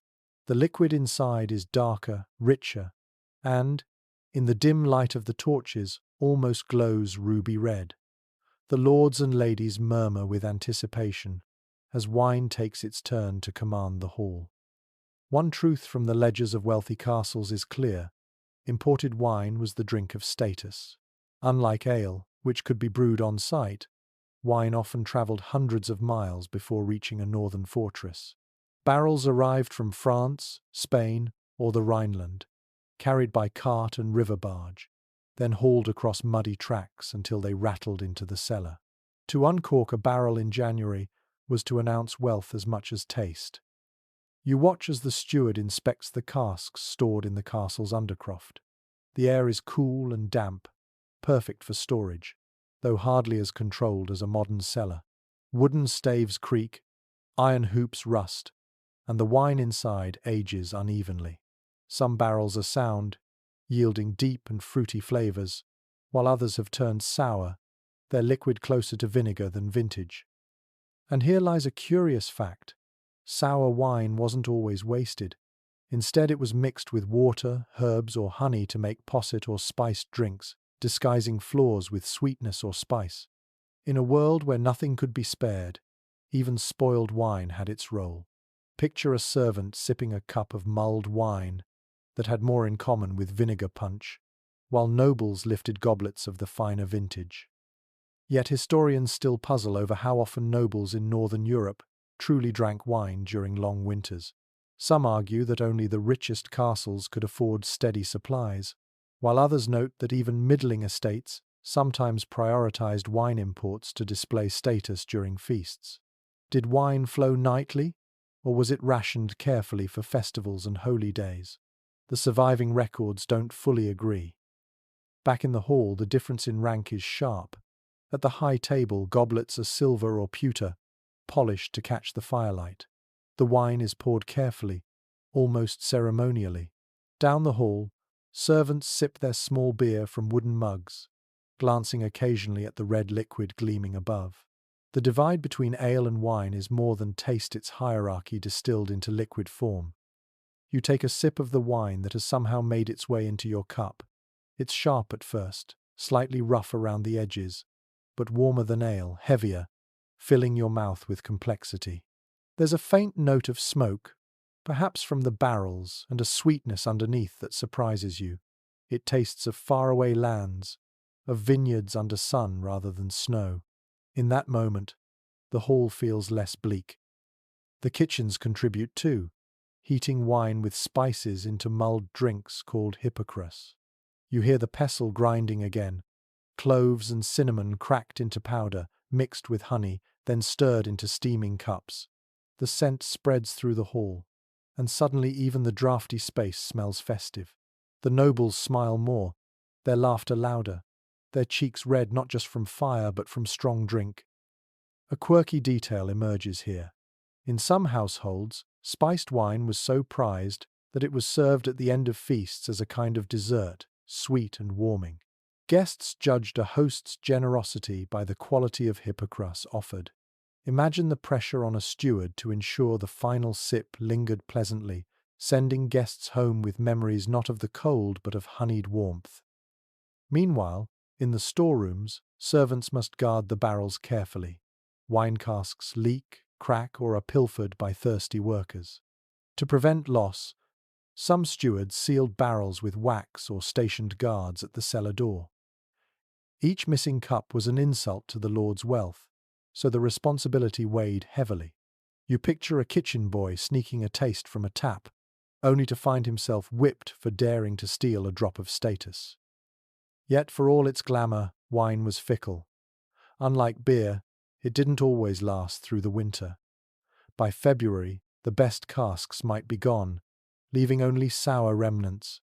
The contrast between December's rich hippocras and March's thin, vinegary dregs must have been disheartening. Still, nobles insisted on maintaining wine stocks, even when importing them strained the estate's purse. To be without wine was to admit weakness. The debate among specialists continues. Did wine genuinely become a staple at noble tables, or was it always a luxury reserved for display? Some argue that northern castles gradually integrated it into daily meals, while others maintain it was ceremonial, consumed only in limited quantities. Whatever the case, its symbolic power cannot be denied. Back in the hall, you cradle your cup, feeling the warmth of the drink spread through your chest. The chatter grows louder, the shadows feel softer, and for a moment, you forget the ice pressing at the walls. Wine is more than drink, it's illusion, a transformation of atmosphere. It brings a taste of vineyards into a world of snow, a sense of abundance where scarcity rules. Servants clear the tables now, carrying away empty goblets and mugs. Dogs lick at spilled drops, their tongues stained faintly red. The fire crackles louder, the hall buzzing with contentment. You set down your cup and feel a brief calm wash over you, as though the castle itself has exhaled. Wine may not last the winter. It may sour, spoil, or vanish into thirsty mouths. But for the nights when it flows, it brings with it more than nourishment. It brings spectacle, warmth, and a fleeting sense that the world beyond the snow is still within reach. The fire flickers lower, casting long shadows on the stone walls, but the meal is not yet finished. After salted meat, cabbage stews, and even the sharp burn of wine, another craving creeps forward: sweetness. In a world without refined sugar, that craving is satisfied by one golden treasure: honey. You watch as a servant carries in a clay pot, its lid sealed with wax. When it is cracked open, the smell is unmistakable: floral, rich, and thick with promise. One certainty from medieval sources is that honey was the primary sweetener of Europe before sugar became widespread. Every castle that could keep bees did so, often in wicker skeps placed near gardens or orchards. The honey collected in summer was stored carefully, dripped into pots, and hoarded like treasure. In the cold of January, a spoonful of it was more than food. It was comfort, medicine, and luxury in equal measure. You dip your finger into the sticky liquid and taste. It coats your tongue, heavy and slow, clinging longer than wine or ale. For a moment, it feels like sunlight stored in edible form, a reminder of buzzing summer fields long buried under snow. Its sweetness is almost overwhelming after weeks of salted and sour flavors. A curious little twist emerges here. Beeswax, the byproduct of honey, was just as valuable. It became candles for the chapel, salves for cracked skin, and even polish for armor. In a sense, the hive fed both body and soul, offering sweetness and light during the darkest months. But the scale of honey use in castles remains debated. Some historians suggest honey was plentiful in rural estates, available even to lower ranks, while others argue it was carefully rationed, reserved for noble tables and medicine chests. Did the scullions ever taste it? Or did they watch enviously as golden drops disappeared into the Lord's custard? The answer shifts depending on the records, leaving us with a sweet uncertainty. Beyond honey itself lay its spirited cousin, mead. You hear the sound of clay cups clinking, the liquid inside a golden amber. Mead was honey fermented into alcohol, producing a drink both sweet and intoxicating. Unlike ale, which was weak and everyday, mead carried a hint of festivity, often reserved for feasts and celebrations. In winter, when joy felt scarce, a cup of mead lifted spirits higher than most foods could manage. The taste of mead is rich, thicker than wine, sweet yet sharp with fermentation. You imagine servants whispering prayers of thanks when the steward opened a cask, knowing that the night ahead would be warmer, louder, and happier. Mead was more than drink. It was mood, capable of transforming a silent hall into a buzzing hive of laughter. The kitchens knew countless ways to use honey beyond drink: drizzle it on fresh cheese to disguise sourness, stir it into pottage for the sick, mix it with herbs to make syrup for coughs. Honey was medicine as much as indulgence, prescribed by physicians for everything from sore throats to melancholy. Imagine swallowing a spoonful by the fire, your chest easing not only from the sweetness but from the belief that it carried healing within it. At the high table, the experiments grew more elaborate. Honey cakes, spiced with cinnamon if the larder permitted, custards thickened with eggs, sweetened with golden syrup, even roasted meats glazed in honey, gleaming under the torchlight. Each dish sent a message. This household could turn survival into pleasure, even in the middle of January. Meanwhile, at the lower tables, the sweetness came rarely. A dollop of honey stirred into porridge for a child, or a lick of wax scraped from a jar by a tired servant. Yet even those tiny tastes lingered, memorable in ways that salted beef never could. Sweetness was an event. What might surprise you is how honey also carried symbolic weight. Monks kept bees in cloisters, linking honey to purity and spiritual light. Honey appeared in wedding feasts as a blessing of fertility. It even inspired the term honeymoon, when couples drank mead to sweeten the first month of marriage. Every golden drop carried cultural echoes beyond its taste. The cellar tells its own story. Pots of honey stored carefully in cool darkness, lids sealed with wax, each one watched closely by the steward. Spoilage was rare, honey resists decay, but theft was common. Sweetness tempted even the most obedient servant, and punishments for stealing honey could be harsh. Imagine the risk of dipping a spoon into the pot, knowing discovery meant a whipping, but temptation winning anyway. Scholars continue to debate just how often honey and mead appeared in daily castle life. Were they occasional treats or regular companions at the table? The evidence is patchy, but the symbolism endures. Honey meant hope, sweetness against the bitter cold, light in the darkness. You take another sip of mead, the warmth spreading through you.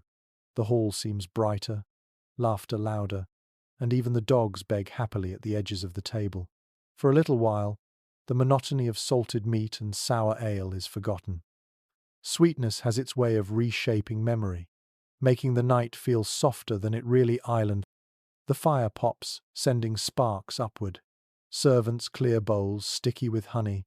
Children lick their fingers, and the Lord smiles with satisfaction. The snow still falls outside, relentless as ever, but in here, golden liquid has created a bubble of warmth and joy. Honey doesn't fill bellies like bread, nor does it preserve like salt, but in the middle of winter, it offers something just as essential: delight. And sometimes, delight is what keeps the cold at bay long enough for morning to come. The honey jars are sealed once more and carried back to storage, but another sound breaks the lull of the hall: the cackle of hens. You turn toward the corner where wicker baskets sit, straw spilling from their edges. A boy pulls out a small clutch of eggs, his hands careful as though holding gems. In winter, those fragile shells are rarer than saffron threads, each one a small miracle in the frozen months. It's well established that hens lay far fewer eggs during winter. Short days, cold temperatures, and limited forage slow their production almost to nothing. A household might gather dozens daily in summer, but by January, only a handful appear in the baskets. Each egg becomes precious, counted, rationed, and often reserved for the Lord's family or for the sick. You cradle one in your palm and feel its weight.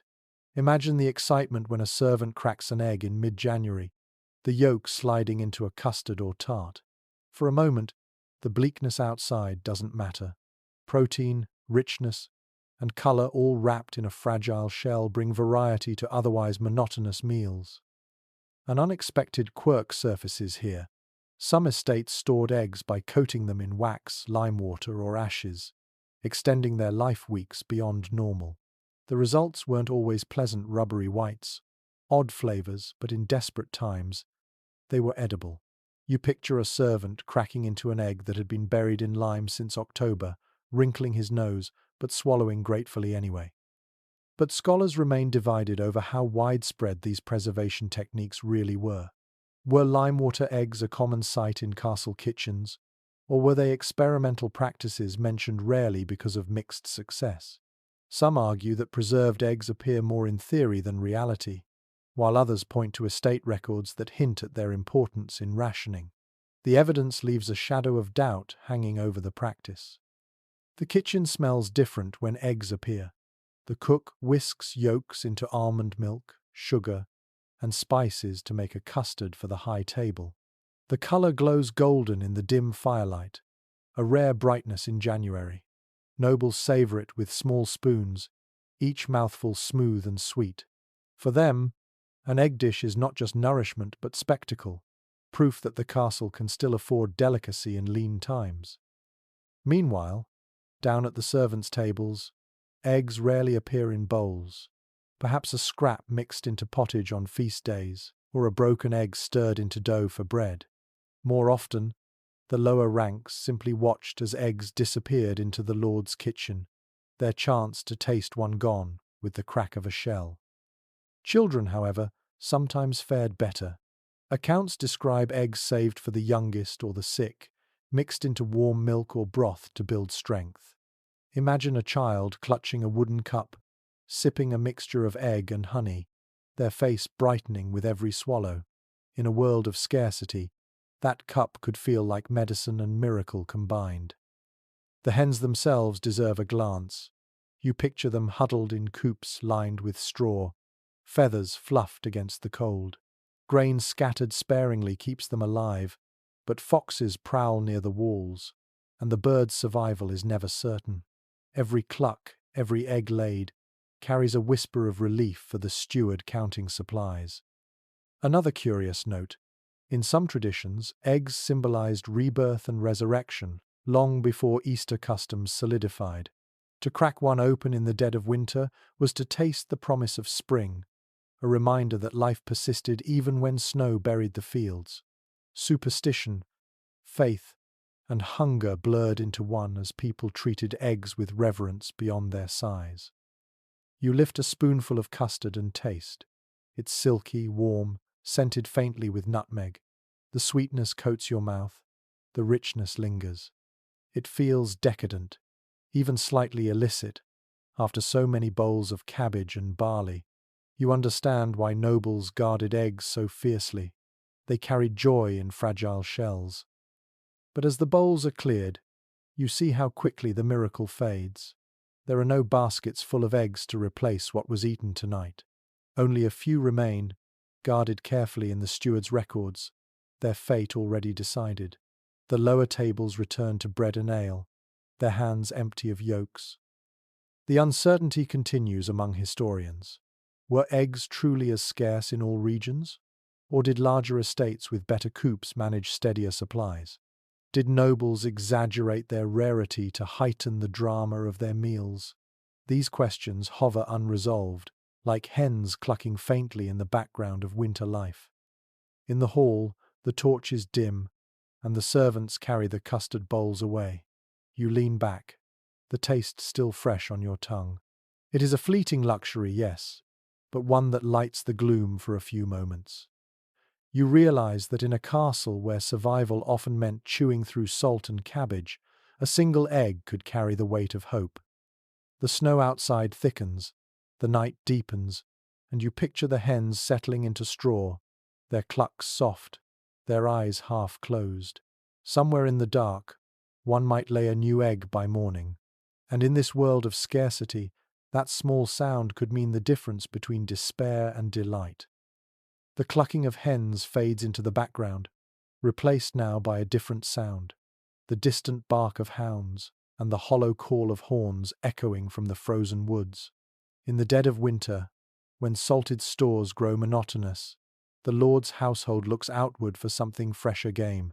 Hunting was not merely a pastime, it was a declaration of power, a reminder that the Lord commanded both land and life. A fact that survives clearly in medieval records is that winter hunts provided crucial bursts of fresh meat. Deer, wild boar, and sometimes even bears filled the larders when the stores began to dwindle. Hunting was restricted by law and privilege.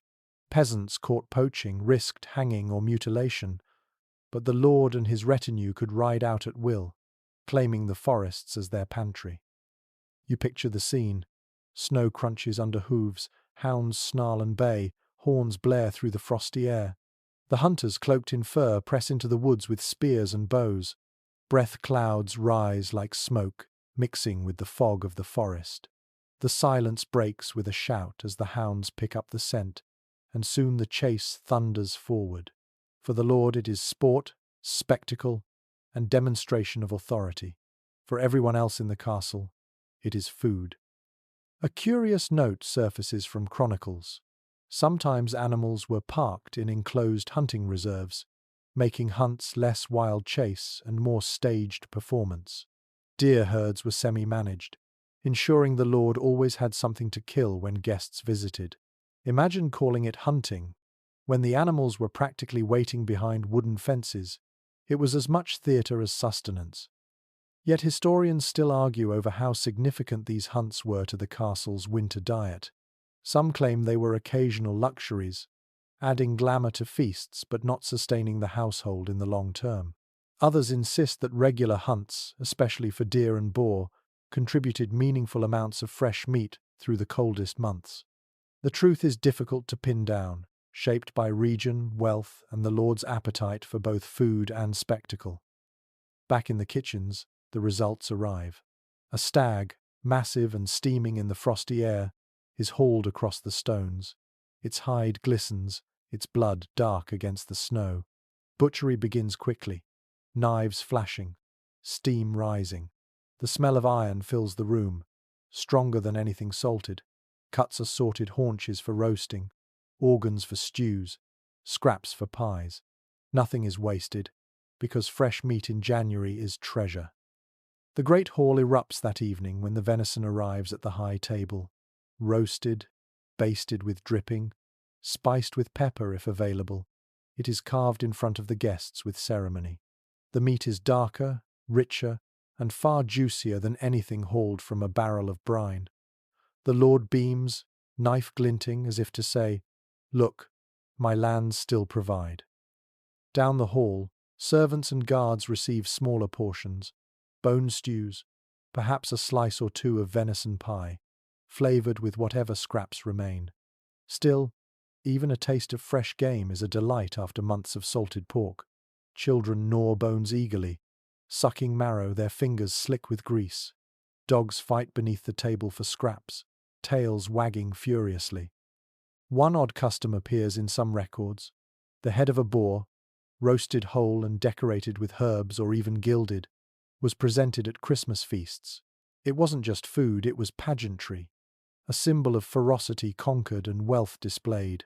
You imagine the stunned faces of guests as servants carry in a boar's head crowned with rosemary, tusks polished, an apple stuffed in its mouth, half horror, half wonder, all designed to remind everyone of the Lord's dominance. The hunt also carried risks. A boar could gore a man easily, a deer could trample hunters, and icy forests held dangers of their own. Injuries were common, sometimes fatal. The glamour of roasted venison hid the fact that each cut of meat might have cost blood on the snow. In that sense, hunting was more than sport, it was risk turned into feast, danger swallowed into strength. Scholars remain divided about whether these hunts truly alleviated hunger or simply heightened spectacle. Was the venison stew at the servants' end of the hall enough to stretch the larders, or was it a one-night feast quickly forgotten when bread and cabbage returned? The debate lingers like smoke from the hearth, unresolved but evocative. You lean over your trencher and take a bite of roasted venison. It's tender compared to salted beef, the juices soaking into bread, the flavour wild and earthy. It tastes of pine and frost, of the forest itself carried into the hall. The warmth spreads quickly, a reminder of what food can be when not bent beneath preservation. The mood in the hall swells. Ale and wine flow more freely, laughter bursts louder, and songs rise. For a night, the castle forgets scarcity. Fresh game is not only nourishment but morale, a reminder that life can still surprise with abundance. As the plates empty, bones are thrown to the dogs, platters scraped clean. Servants carry trays of leftovers to the kitchens, where scraps will become tomorrow's pottage. Nothing is wasted, because tomorrow the feast fades back into routine, and salted barrels again define survival. You glance at the fire, see sparks leap, and realize the symbolism. The hunt is the Lord's declaration that the wilderness still bends to his will, that the forest can be turned into meat even in January. But beneath the pageantry lies a simpler truth. Without that fresh venison, hunger gnaws sharper, monotony thickens, and hope grows thinner. The horns outside fall silent. The hounds curl by the kitchen fire, bellies full. Snow still buries the world, but tonight the castle tastes the forest's gift. Fresh meat, risk and reward alike, has carried everyone one step closer to spring. The memory of the hunt still lingers in the hall, the scent of roasted venison, the echo of horns fading into the woods. But not every household could depend solely on deer and boar to keep bellies full. You glance again toward the kitchens, where cages and coops reveal another strategy of survival. Here, the animals are smaller, tamer, and far more reliable than any stag in the forest. Rabbits, pigeons, and even the occasional swan. Household records make one thing certain. Managed game was a cornerstone of castle diets, especially during the bleakest winter weeks. Unlike the uncertain hunt, rabbits bred in controlled warrens, pigeons flocked predictably in dovecotes, and swans floated on ponds reserved exclusively for the Lord's table. These creatures provided fresh meat when barrels of salted beef felt endless and wild hunts proved too dangerous in snow and ice. You picture the rabbit warrens first. Small earthen enclosures lined with wooden fences or stone walls, filled with rabbits darting in and out of burrows. They might seem wild at a glance, but they were managed, tended, and sometimes even branded with cuts in their ears to mark ownership.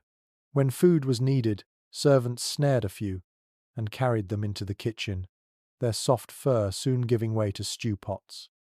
And here's a curious detail.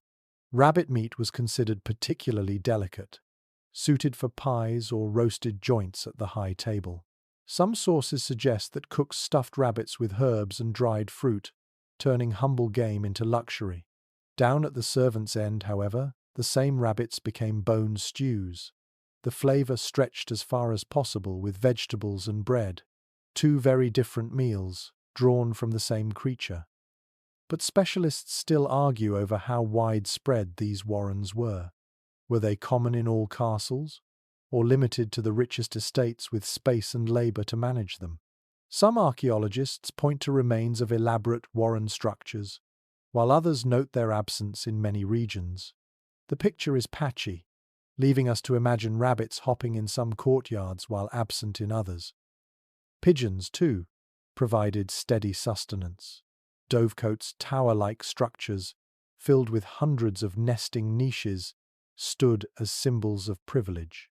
Only lords had the right to keep flocks that large, and their presence was more than ornamental. Pigeon meat, though small, was tender and tasty, and pigeon dung was prized as fertilizer. You walk past the dovecote now and hear the flutter of wings, the low cooing of birds that know no winter scarcity. The kitchen receives pigeons daily, enough to prepare pies or stews for the high table. You imagine one of the famous medieval delicacies, a pigeon pie with a decorative crust, steam escaping through holes shaped like birds. Guests would marvel at the presentation before digging in, impressed not only by the taste but by the display of wealth that keeping pigeons represented.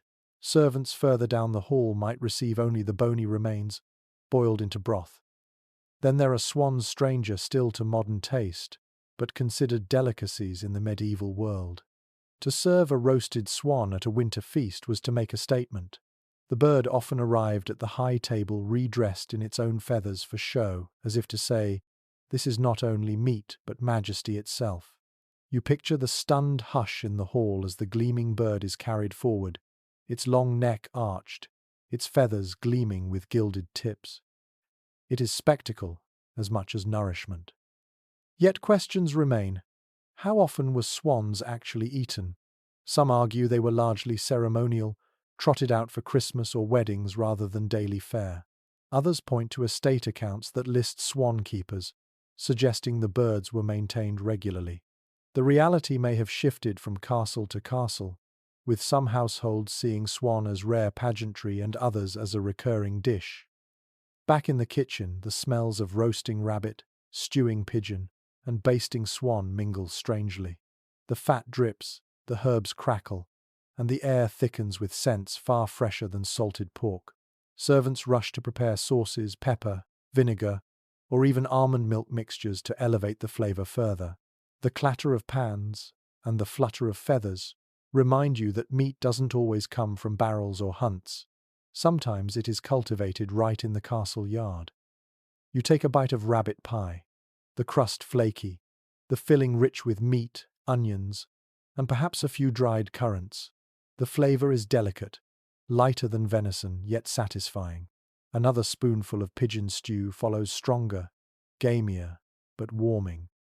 At last, a morsel of swan, tougher than expected, but flavored with spices that make it taste more exotic than its island. Each bite tells the same story. Survival, but dressed differently depending on rank. What might amuse you is that swan, despite its grandeur, was often less tasty than rabbit or pigeon. Some diners described it as greasy or stringy, more impressive on the table than in the mouth. Yet that didn't matter, the spectacle outweighed the flavor. To serve swan was to prove status, even if the guests secretly preferred rabbit. The servants eat more humbly. Their stew contains rabbit bones, pigeon wings, scraps of offal. Still, the broth is rich, fresher than salted meat, and they slurp it with gratitude. Children gnaw pigeon bones, their cheeks sticky with grease, dogs snapping eagerly beneath their feet. For them, these smaller animals are not symbols, they are calories, warmth, and strength against the cold. Scholars still puzzle over whether the lower ranks of a castle regularly tasted these creatures. Were they rare treats handed down as leftovers, or were warrens and dovecots productive enough to feed everyone? The truth is uncertain, lost in incomplete accounts.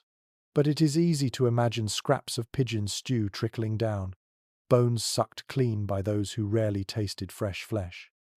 The hall fills again with noise, cups clinking, laughter rising. Tonight, the castle feels more alive than yesterday, more varied in its meals, more hopeful in its mood. Rabbits, pigeons, and swans may not rival venison in grandeur, but they provide what salted stores cannot: variety, freshness, and the illusion of abundance in midwinter. You glance at the steward's records, his quill scratching across parchment.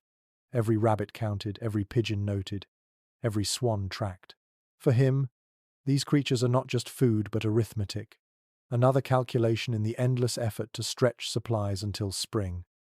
The torch is dim, the hall grows quieter, but your belly is warmer than before. You realize that survival in a medieval castle wasn't only about barrels of salted meat or sacks of grain. It was also about clever management of smaller lives, soft-furred, feathered, and sometimes regal. Each creature brought closer the hope that snow would one day melt and fields would turn green again. The smell of roasting swan lingers faintly in the rafters, but as the laughter quiets and the fire burns lower, attention shifts to a different kind of store. The heavy barrels and salt cellars have their place, but hidden in sacks and baskets are treasures that carry a different sweetness. You follow a servant down into the storerooms again, where the air smells of dust, wood, and something faintly fruity. Here lie the preserved fruits, dried and wrinkled, but still carrying the memory of summer. Estate records confirm that fruit preservation was common in medieval castles. Apples, pears, plums, and sometimes cherries were dried in late summer and packed away for winter. They were strung on cords, laid out in cloth sacks, or stored in wooden boxes with layers of straw. Their skins shrank, their flesh toughened, but they remained edible, offering a burst of sweetness long after the orchards froze bare. You pick up a dried apple slice. It's leathery, darker than fresh, but when you bite, the flavor is surprisingly strong tart, concentrated, with a hint of smoke from the drying process. It clings to your teeth, sticky, but the taste carries sunlight, orchards, and warmth into the frozen depths of January. There's a curious note that pops up in household manuals. Some cooks soaked dried fruits in wine or ale before cooking, plumping them back into softness. Imagine a servant stirring dried pears into a simmering pot, the fruit swelling as the steam rises. For nobles, these dishes might appear as spiced compotes, pies, or sauces to accompany meat. For servants, the same fruit might sweeten pottage, turning thin stew into something closer to dessert. Yet uncertainty remains. Did the majority of households manage to store dried fruit in sufficient quantities, or was it too labor-intensive to rely on? Some scholars argue that fruit was mostly eaten fresh in autumn, with little surviving into winter except in wealthy estates. Others insist that drying and preserving were widespread, pointing to archaeological evidence of fruit pits and skins found in storage pits. The truth likely varies, leaving us with a patchwork picture of winter diets. The kitchen tonight glows with new smells. Dried plums are simmered into a thick sauce, poured over roasted rabbit to add tartness.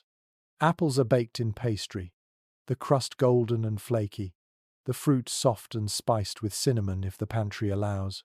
The nobles at the high table lean closer, savoring flavors that remind them of gardens now buried under frost. Down the hall, the servants receive simpler fare. Slices of dried apple stirred into hot porridge, their sweetness spreading thin across a dozen bowls. Children chew noisily, delighted by the treat, even if their portion is only a single piece softened in broth. To them, fruit is not garnish or luxury, it is pure delight, a rare change from cabbage and salt. A quirky practice sometimes noted is the creation of fruit pastes, early versions of what you might think of as jam or jelly. Apples or quinces were boiled down into thick, sticky slabs, then stored in jars or cut into blocks. These pastes kept surprisingly well and could be sliced onto bread during the long winter. Picture nibbling a square of dark, sticky fruit paste in February, the taste transporting you back to harvest days. But fruit wasn't just food, it was also medicine. Physicians recommended dried plums to ease digestion, pears for cooling fevers, and apples to balance the humours. To nibble on dried fruit was to trust in both nourishment and cure, even when the science was more faith than fact. You sip from a small cup of pear syrup tonight and feel the warmth spread, placebo or not. The hall grows fragrant as a plum sauce is served with pigeon pie. The aroma mixes sweet and savoury, confusing your senses at first, but then soothing them. Medieval cooks loved this contrast meat with fruit, salt with sugar flavours that felt exotic to palates dulled by winter monotony. You chew, surprised at how well the tart fruit cuts the grease, turning necessity into innovation. And yet, scholars still discuss whether this sweet-savoury pairing was everyday fare or occasional extravagance. Did the Lord truly eat pigeon in plum sauce weekly, or was this more festival than routine? The uncertainty lingers, like the faint tang of apple still clinging to your tongue. The storerooms hold their own poetry. You walk past sacks of wrinkled pears, cords of apples strung like garlands, plums pressed flat and sticky. Each one is a small defiance against scarcity, proof that summer can echo even in snow. The steward guards them carefully, doling them out sparingly, because each bite is morale as much as nutrition. Children sit by the hearth, nibbling dried apple slices, their faces sticky, their laughter rising. Servants share plum broth, smiling at the sweetness. At the high table, nobles lift cups of spiced wine laced with raisins, sipping as though tasting summer itself. For a moment, all levels of the castle share the same memory. Orchards heavy with fruit, sunlight filtering through leaves, fields golden with warmth. The snow howls outside, but inside, fruit whispers of seasons to come. You chew another piece, leathery and tart, and feel your mouth flood with the ghost of August. Survival isn't just about salt and bread, it's also about memory, carried in every wrinkled slice. The taste of dried apples still lingers faintly, but soon the servants bring forward another kind of preserved treasure. This time there are no sweet aromas of orchards, no tart sauces bubbling in pans. Instead, the air fills with the nutty, earthy scent of cracked shells. Bowls of hazelnuts, walnuts, and sometimes chestnuts are set down along the long tables. The sound shifts in the hall too. Instead of knives scraping trenchers, you hear the steady crack of shells against the edge of wooden bowls, followed by the crunch of teeth. Household accounts and archaeological finds both confirm that nuts were a reliable source of calories during winter. They stored easily in sacks or baskets, their hard shells protecting the kernels inside for months. Rich in fat and protein, they provided energy when vegetables were scarce and meat was rationed. Hazelnuts grew abundantly in Europe, walnuts thrived where climates allowed, and chestnuts offered starch in regions where they flourished. In castles, these humble foods were both snack and supplement, bridging gaps when larders ran thin. You reach into a bowl and pull out a walnut. The shell is rough, ridged like old stone, but when cracked open, the flesh inside gleams pale and oily. The flavor is rich, slightly bitter but satisfying. After weeks of salted meat and cabbage, the taste feels surprisingly fresh, a small reminder of forests and autumn harvests. A curious practice is recorded in some kitchens. Nuts were not only eaten plain, but also ground into sauces. Almond milk, a common substitute for dairy during Lent or fast days, was made by pounding almonds into paste and mixing them with water. The liquid strained off was used to thicken soups or sweeten stews. Imagine a January meal where your pottage, instead of tasting of salt and roots, is enriched with a creamy almond-based luxury hiding inside a nut. Yet there is debate among scholars about how widely nuts were used across social classes. Were almonds, imported from warmer regions, available only to nobles, while peasants and servants made do with hazelnuts and walnuts? Or did trade networks make almonds surprisingly common in castle kitchens, even if only in small amounts? The evidence splits, leaving us to wonder whether the servant at the lower table ever tasted the almond broth that nobles considered ordinary.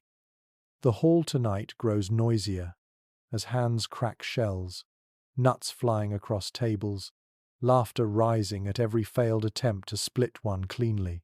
Children chase rolling hazelnuts on the floor, dogs snapping them up eagerly. For the poor, a handful of nuts could be dinner in itself, paired with bread or porridge.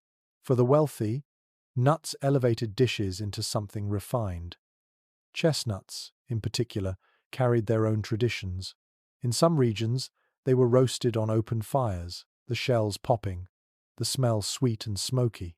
You imagine servants gathering near the hearth, passing around hot chestnuts, their hands warming against the shell. The taste is softer than other nuts, more starchy, almost like bread in miniature. A handful could quiet hunger as effectively as a bowl of pottage. What might surprise you is how often nuts appeared in desserts. Medieval cooks blended ground almonds with honey to make marzipan, a delicacy molded into shapes of animals or castles, then gilded with gold leaf for feasts. Imagine biting into a sweet almond castle while sitting in a real one, the symbolism both playful and proud. Down below, servants might nibble plain hazelnuts, unaware of the artistry happening at the dais. Nuts also served practical purposes beyond food. Walnut oil could be pressed for lamps, and nutshells were sometimes burned as kindling. Even the shells had value, recycled into fuel when firewood ran short. Nothing was wasted, because winter punished waste harshly. But here too lies uncertainty. Did nuts make up a substantial part of winter calories, or were they more supplement than staple? Some researchers argue that nuts were plentiful enough to be common snacks, while others insist their role was minor, overshadowed by bread and pottage. The truth may rest in the middle, not primary sustenance, but welcome variety. The kitchen tonight smells of almond paste.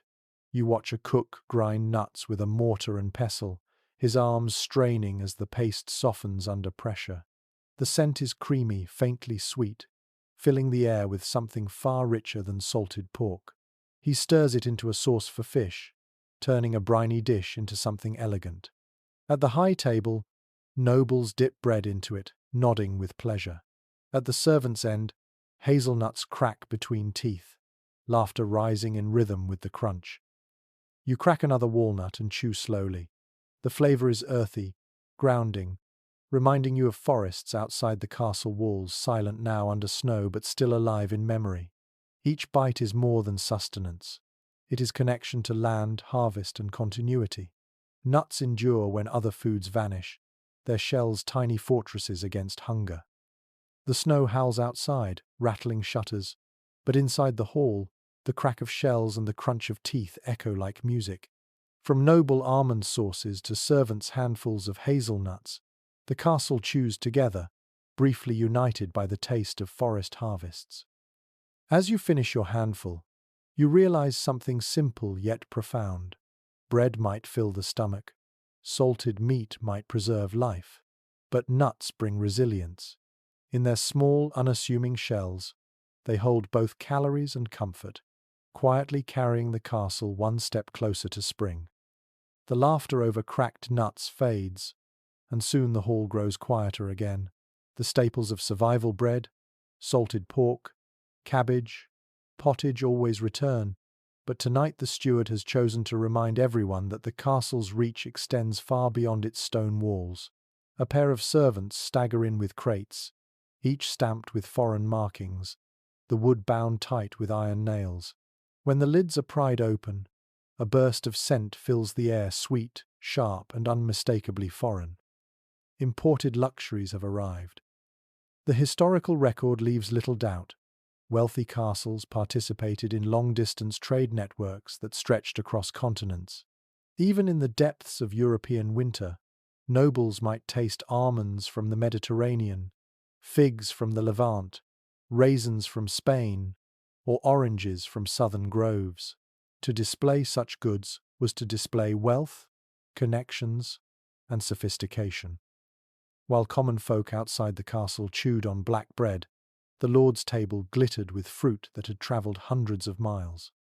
You lean forward as a servant peels an orange, the skin releasing a cloud of fragrant oil into the air. The fruit glows like fire in the dim hall, its segments gleaming against the grey stone. In January, such colour is almost shocking, a reminder that somewhere beyond the snow, the sun still ripens fruit. You bite into a slice, and the tang floods your mouth, sweet and sour at once, so fresh it almost hurts. An unusual practice emerges in some accounts. Imported almonds were turned into almond milk, thickened with rice flour, then sweetened with honey or sugar if available. The result was a creamy pudding, often dyed with saffron to appear golden. Imagine dipping your spoon into a bowl of this dish while outside the wind scoured the battlements. To eat such food was to defy winter itself. But there is disagreement among scholars about how common these imports were. Some argue they appeared only at the grandest feasts, rare and precious enough to be remembered in chronicles. Others suggest they were steady features of noble households that had reliable trade connections. Did nobles sip almond milk daily in January? Or was it a performance rolled out only when guests needed to be impressed? The records leave room for both interpretations. The kitchen tonight is chaos. Servants pound almonds in mortars until they collapse into pale paste. Dried figs are sliced, sticky and sweet, leaving knives coated in syrup. A cook carefully sprinkles saffron threads into a sauce, watching the liquid turn a dazzling yellow. The scents blend strangely: citrus sharpness, nutty creaminess, the floral tang of saffron. The room feels less like a medieval kitchen and more like a miniature crossroads of the world. At the high table, the nobles receive delicate dishes: rice flavoured with almond milk, raisins folded into spiced wine, figs stuffed with walnuts and honey. Their plates shine with colour, rare for January, every bite reminding guests that their host commands not only land but trade routes. For them, food is diplomacy as much as sustenance. Down the hall, the servants smell it all but taste little. Perhaps a stray raisin falls their way, or a spoonful of sauce slips down from the kitchen. Mostly, they watch, chew their black bread, and dream of the day when even a fig might appear in their bowl. For them, imported goods are legends more than realities. What might surprise you is that some of these exotic ingredients doubled as medicine. Oranges were thought to cleanse the body, figs to strengthen digestion, almonds to sharpen the mind. To nibble on a raisin was not only indulgence but also cure, at least according to the physicians. The blurred line between medicine and luxury made every imported bite carry extra meaning. Another curious tidbit: sugar, still rare in much of Europe, arrived in small loaves or cones, shaved into powder with knives. To sprinkle even a pinch over a dish was extravagance. Nobles treated sugar almost like a spice rather than a staple, using it sparingly but proudly. You imagine the astonished faces of guests when a custard arrived, not only golden with saffron, but dusted with actual sugar crystals, glittering in candlelight like jewels.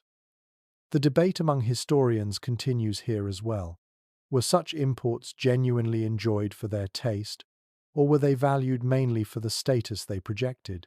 Some evidence suggests nobles praised dishes not because they were delicious but because they demonstrated wealth. After all, a wrinkled fig after weeks in a barrel might not taste extraordinary, but its presence alone was enough to impress. You lift a fig to your lips and chew slowly. It's dense, chewy, sweet to the point of stickiness. Seeds crunch between your teeth, and the taste clings stubbornly to your tongue. It isn't fresh fruit, but it is different, and that difference feels like a gift. Around you, The nobles nod appreciatively, their cups raised in toasts to the distant merchants who made it possible. The hall smells brighter tonight, more alive, as if the imported goods carry not only flavor, but atmosphere. Candlelight reflects off silver dishes, laughter echoes louder, and for a moment, the castle seems less grey. Food has transported everyone, if only briefly, to lands where snow never falls. But as the dishes are cleared, reality presses back in. Only a handful of crates remain, guarded carefully in the storerooms. The steward knows that each almond, each fig, must last for weeks, rationed carefully to stretch until spring. The servants return to their bread.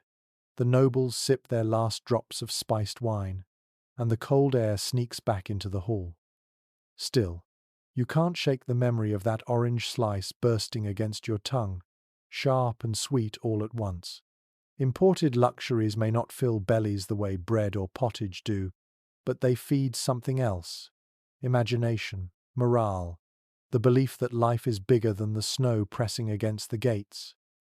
As you lean back, the scent of saffron still faint in your nose, you understand why lords spent fortunes on these goods.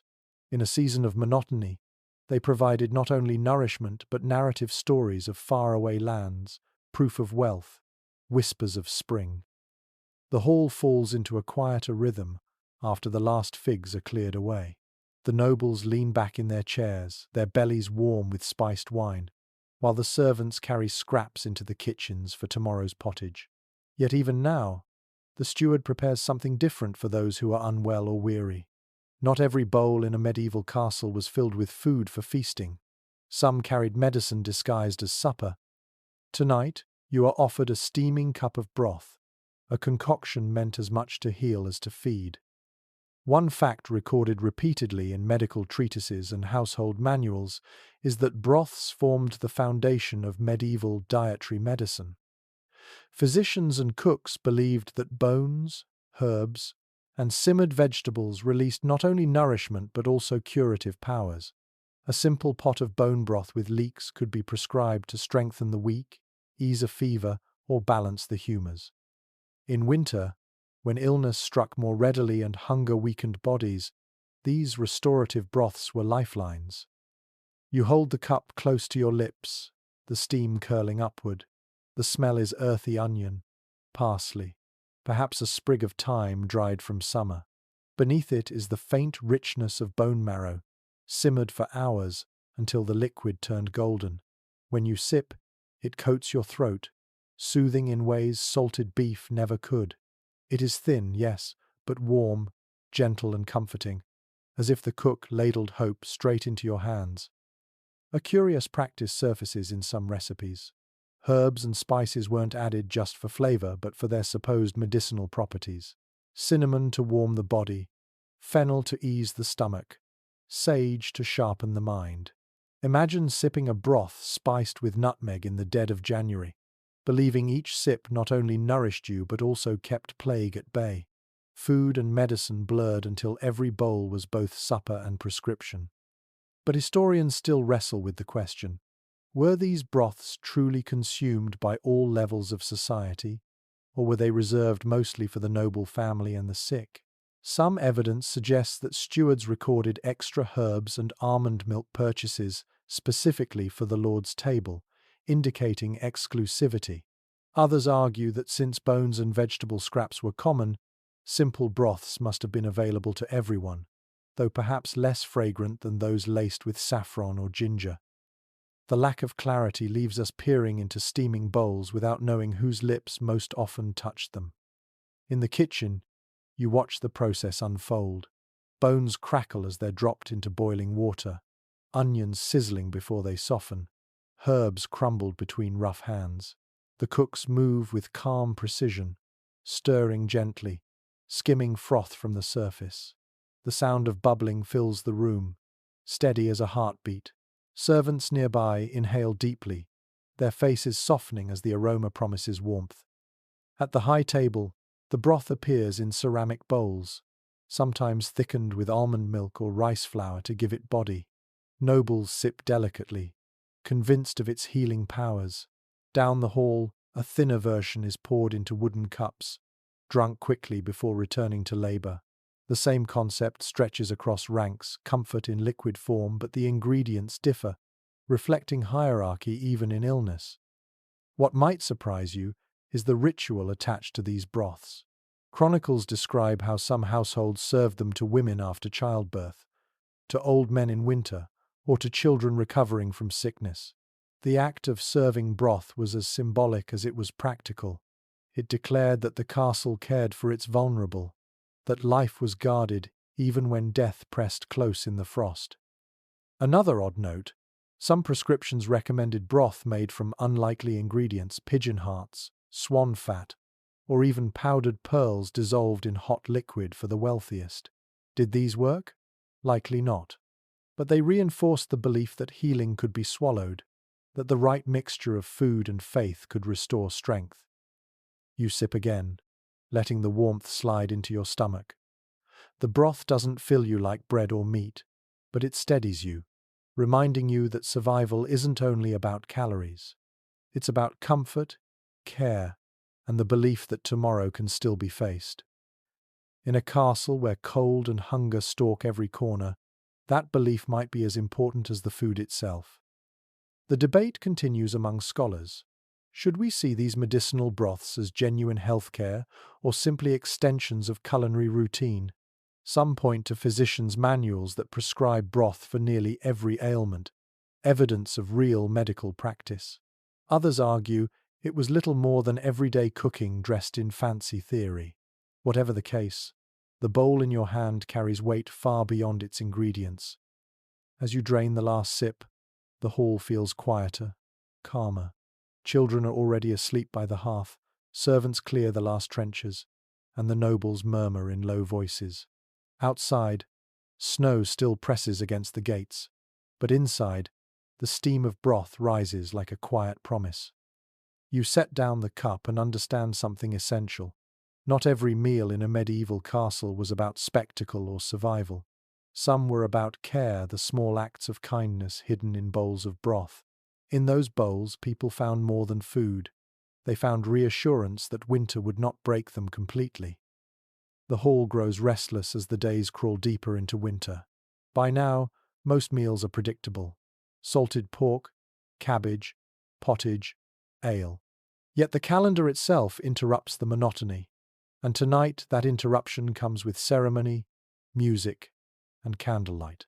Christmas approaches, and even in the starkest season, the castle transforms itself into a place of celebration. Feasting, for one night, overwhelms scarcity. It is firmly established in chronicles and estate accounts that Christmas was one of the great feasts of the year. Even when larders were stretched thin, nobles poured resources into a banquet that declared not only piety, but also prosperity. If the castle could host a lavish feast in December, then it projected strength, stability, and divine favor, even if everyone knew hunger would return by February. You watch as the great hall is dressed for the occasion. Fresh greenery is hung along the walls, ivy and holly brought in from the frozen forest to soften the stone. Candles are set in clusters, their light bouncing against shields and banners. The air smells not only of smoke and meat but of spices, the unmistakable promise that tonight's food will be different. The centerpiece arrives first: a boar's head, roasted whole, garnished with rosemary and bay, an apple between its tusks. It is carried to the dais with ceremony, the servants singing verses as they march. The nobles lean forward, eyes wide, while the servants at the far end of the hall cheer in rougher voices. For this one night, spectacle fills the space as much as the aroma. Here's a curious detail from some records. The boar's head wasn't always eaten by everyone. Sometimes it was paraded as symbol, sliced ceremoniously for the Lord, and then whisked away while other meats were served more practically. The sight mattered more than the taste. Imagine the irony, cheering for a dish you'd never get to bite. Debate still lingers among historians about the true scale of Christmas feasts in castles. Were they as extravagant as the chroniclers describe, with dozens of courses and exotic dishes? Or were those accounts exaggerated to flatter lords and impress rivals? Some argue that the reality was a single large meal dressed up in words, while others believe the spectacle was indeed overwhelming, even in harsh winters. The truth may be a mixture of fact and flattery, recorded in ink thicker than the broth itself. The kitchen tonight is chaos of the most festive kind. Geese are roasted, venison pies baked, and sauces thickened with wine and spices. Almond milk custards are prepared, honey cakes dusted with sugar, and jugs of hypocras spiced wine set out to warm near the fire. The cooks shout above the roar of flames, the air thick with scents that overwhelm your senses: cinnamon, roasting fat, sweet pastry, and burning wood all tangled together. At the high table, nobles receive dish after dish: swan, redressed in its feathers, pies filled with pigeon and rabbit, custards glowing yellow with saffron. Between courses, minstrels play, their instruments echoing against the rafters, their voices weaving songs of Christ's birth with tales of local lords' glory. The feast is both devotion and display. Down the hall, servants share in the abundance more than usual. Their bowls overflow with meat, scraps, pies, and pottage thickened with fat. For once, the portions are generous, and laughter rings louder than complaints. Children lick honey from their fingers, their eyes wide at the sight of cakes usually reserved for nobles. Even the dogs eat well tonight, gnawing bones slick with grease beneath the tables. What might surprise you is the ritual of sharing leftovers. Chronicles tell of castles opening their gates after Christmas feasts, distributing surplus food to the poor at the village edge. The act was both charity and theatre, ensuring that the lord's generosity was seen beyond the walls. Whether out of kindness or calculation, the gift of food meant that even those outside the castle tasted joy for a night. Yet even in such feasting, reminders of scarcity linger. The steward knows exactly how much venison pie remains, how many barrels of ale are tapped, how quickly the honey dwindles. While everyone else sings and claps, he stands silently by the door, eyes sharp, already worrying about January. Celebration cannot erase arithmetic. A quirky tidbit emerges from some accounts. During Christmas, meat pies were sometimes baked with hidden tokens inside coins, beans, or peas. Whoever found the token was crowned Lord of Misrule for the night, allowed to preside over games and merriment. You imagine the hall roaring with laughter as a scullion finds a bean in his pie and is suddenly crowned mock king, giving orders to nobles who must play along. For a few hours, hierarchy bent beneath mirth. But once the songs fade, the candles gutter, and the last bones are picked clean, reality returns. The boar's head is gone, the pies devoured, the wine drunk. Snow still blankets the land, and the stores are no fuller than they were yesterday. The feast is a pause, not a cure. Still, the effect lingers. Bellies are fuller, spirits brighter, and for one night the castle remembers abundance. You sip the last drop of hypocras, the spice warming your chest, and lean back in your chair. Tomorrow, salted pork and cabbage will return. But tonight, the memory of feasting is enough to soften the winter's edge. As the fire burns low and the hall hums with sleepy voices, you realize the purpose of these celebrations. They were not only about faith or luxury, they were survival of another kind, the survival of spirit. For without joy, the cold walls would have crushed the heart long before spring returned. The echoes of Christmas songs fade into memory, and the laughter that once filled the great hall gives way to a quieter mood. After the boar's head, the honey cakes, and the cups of hypocras, a new season descends with its own set of rules. Lent. The merriment of December gives way to the austerity of February, and suddenly the tables inside the castle feel much emptier, even while the stores still hold food. The change isn't caused by famine, but by faith. One thing the records make plain is that Lent reshaped medieval diets profoundly. For 40 days leading up to Easter, the Church required abstinence from meat, dairy, and eggs. That meant no salted beef from the cellars, no pork from the barrels, No butter for bread, no cheese for pottage. Even the few eggs laid by stubborn hens were forbidden. The only exceptions came through dispensation or cunning reinterpretation, and those who broke the fast risked both spiritual guilt and social shame. You imagine sitting at the table on the first day of Lent, the memory of Christmas still vivid in your tongue, only to be handed a bowl of thin vegetable soup.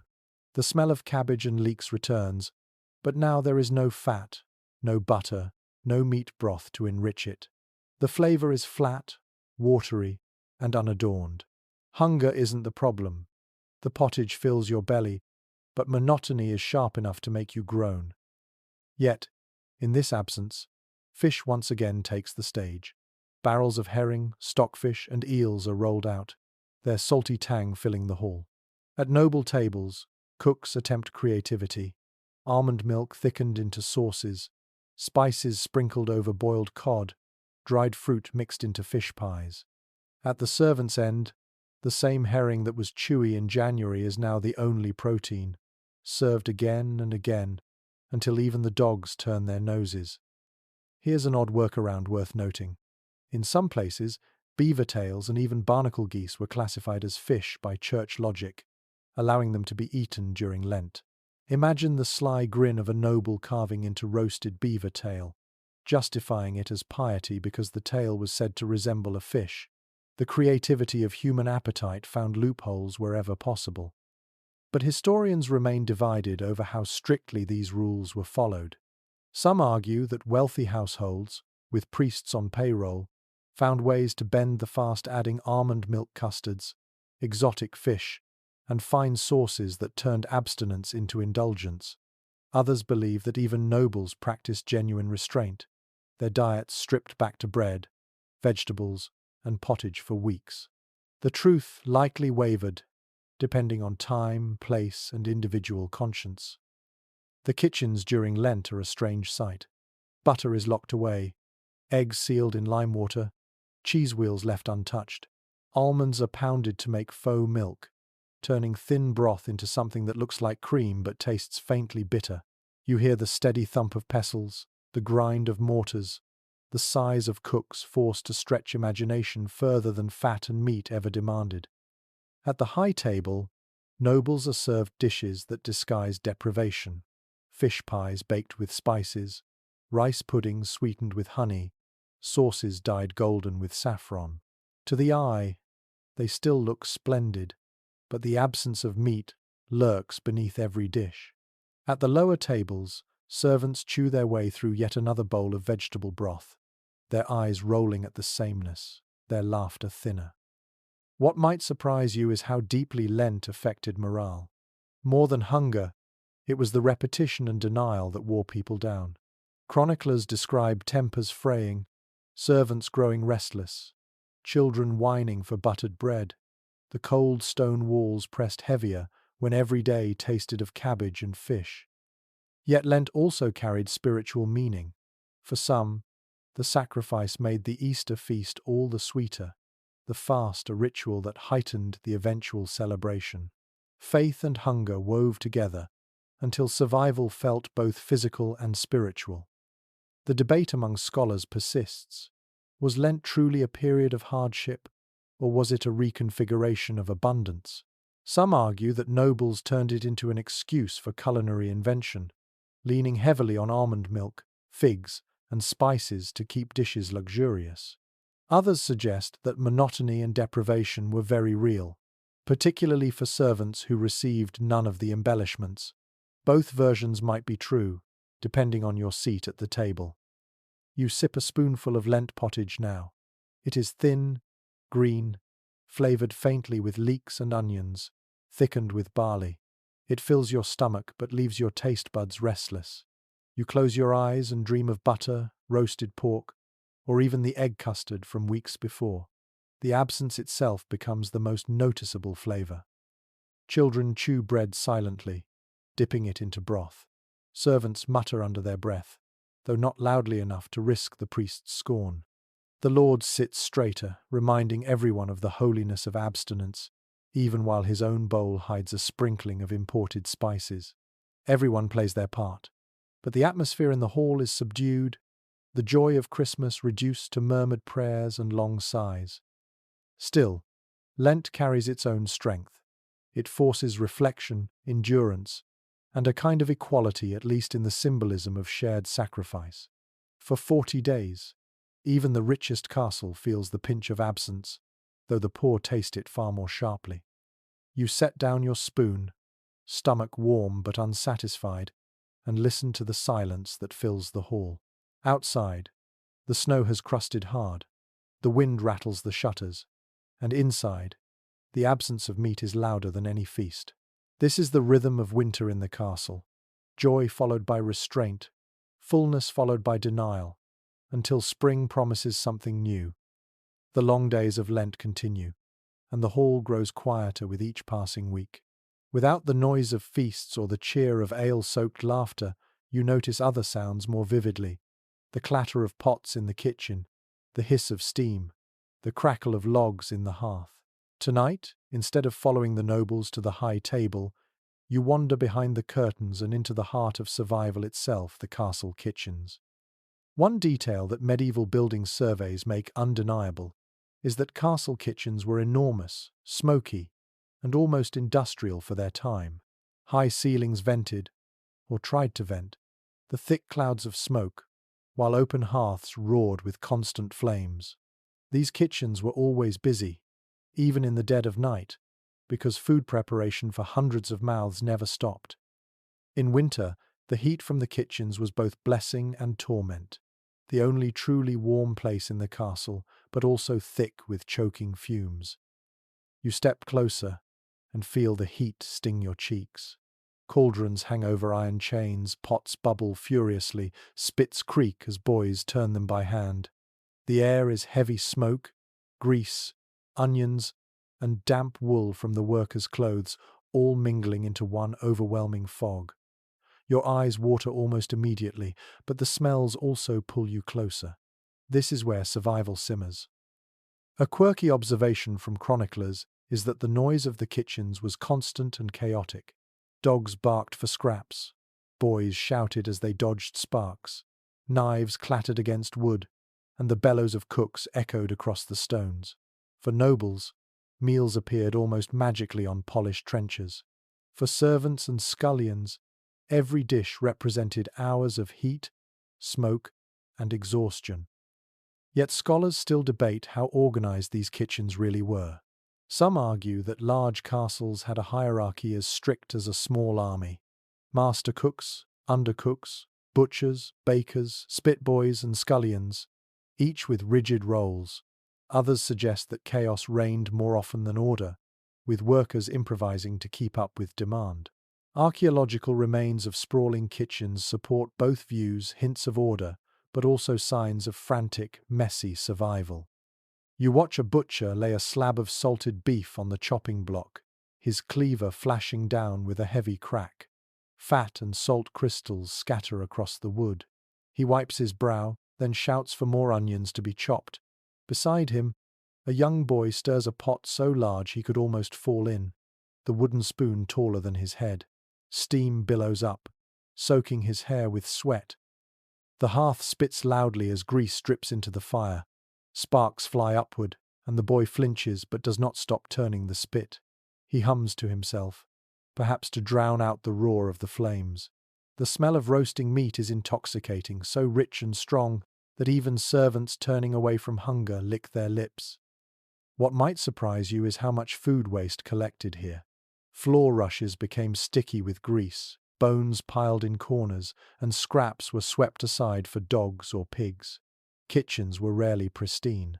Chroniclers describe them as noisy, filthy, and unbearably hot, yet also essential. Without this chaos, the great hall would fall silent. You notice how different the dishes look at each stage. One cauldron holds thin pottage, destined for servants, filled mostly with roots and barley. Another pot simmers with almond milk, raisins, and spices, prepared for the Lord's custard. A spit turns a rabbit stuffed with herbs, the smell rich and fragrant. Beside it, scraps of gristle are boiled into broth for the children by the hearth. The same kitchen produces both extravagance and survival, side by side, depending on who waits at the table. Scholars question how much variety cooks truly managed in winter. Some suggest that creativity with sauces and spices transformed monotony into abundance, while others argue that most meals remained repetitive, no matter how clever the cook. Was the castle kitchen a place of invention, or just a factory of boiled roots and salted meat? The evidence leaves room for both interpretations, depending on wealth and imagination. The sensory details overwhelm you now. Your eyes sting from smoke, your hands feel greasy just from the air, and your stomach clenches with hunger as smells of meat and onions swirl. You hear knives pounding against boards, pots bubbling like thunder, boys shouting for more wood for the fire. Every sense is battered until you understand why so many servants dreaded their endless hours here. And yet, there is comfort too. The heat against your skin makes you forget the icy corridors. The steam clings like a blanket, heavy but warm. The bustle feels alive, far more vibrant than the hushed cold of the great hall. In the kitchen, at least, food is still being made, hope still stirred. You glance toward a corner where the baker kneads dough. His arms strain, the flour dust rising in clouds, settling on his beard until he looks powdered with snow. The smell of baking bread cuts through the smoke, softer and sweeter than everything else. Children wait nearby, eyes wide, hoping for the first crusts pulled hot from the oven. Their smiles remind you that in winter, small mercies matter most. As you step back toward the doorway, you hear the steward scolding a scullion for dropping a jug of ale, his voice sharp against the roar of the fire. The boy stammers, head lowered, his hands red from burns. It is a reminder that kitchens were places of hardship as much as nourishment, filled with labor that left scars as well as meals. Still, as you walk away, the sounds linger. Pots bubbling, knives chopping, boys humming, dogs barking. It is a symphony of survival. The castle kitchen may be chaotic, smoky, and exhausting, but without it, the great hall would starve. And in the middle of a freezing winter, that noise is the sound of life itself. The smoke of the kitchens clings to your clothes as you step back into the hall, but your eyes are drawn downward, toward the farthest end of the tables. Here, where the torches burn dimmer and the food arrives last, survival looks very different. If the high dais boasts roasted venison and saffron custards, this part of the hall is fed on what remains: scraps, bones, and crusts. Tonight, you sit among them, watching how hierarchy reveals itself through what is left on the plates of others. One fact that no chronicler could erase is that medieval dining was profoundly stratified. The lord and his family sat closest to the fire, eating from pewter or silver, while further down the hall the servants ate from wooden bowls, trenchers of hard bread, or sometimes nothing more than ladled broth. Leftovers were not shameful here. They were lifelines. Surplus at the top became survival at the bottom. A servant clears the high table now, scraping bones, half-eaten pies, and greasy bread crusts into wooden tubs. You watch as these tubs are carried down the length of the hall, redistributed among the lower ranks. Dogs snap at the edges, servants grab quickly, children push forward with outstretched hands. There is no waste in the castle, not because of thrift, but because hunger leaves nothing untouched.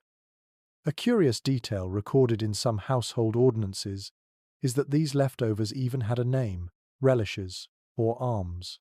They were often formally designated for the poor, either within the household or at the castle gates.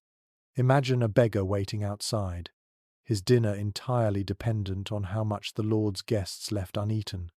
For him, a gnawed bone or a soggy trencher was blessing enough. But there is debate among historians about how much nourishment these scraps really provided.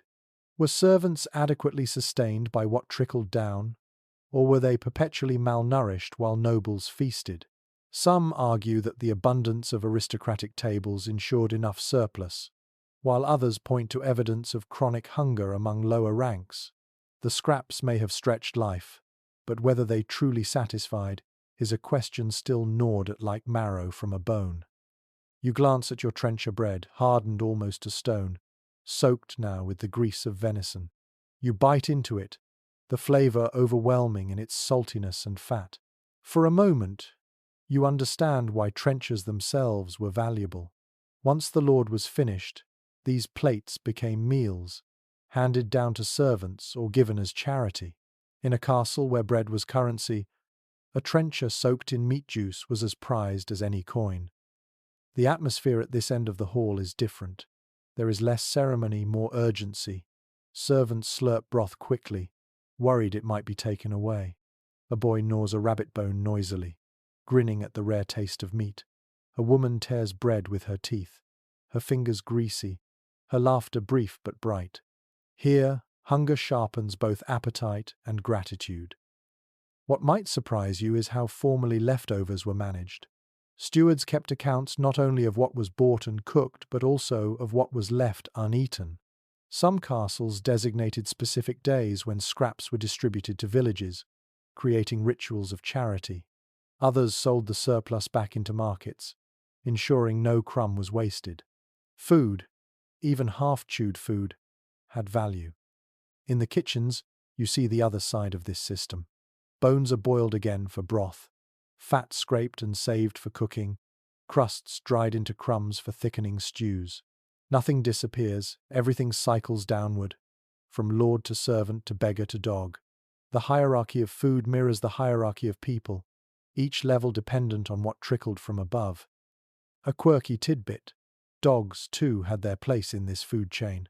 Chronicles mention that noble hounds often ate better than some of the lowest servants, gnawing whole bones or scraps of roast.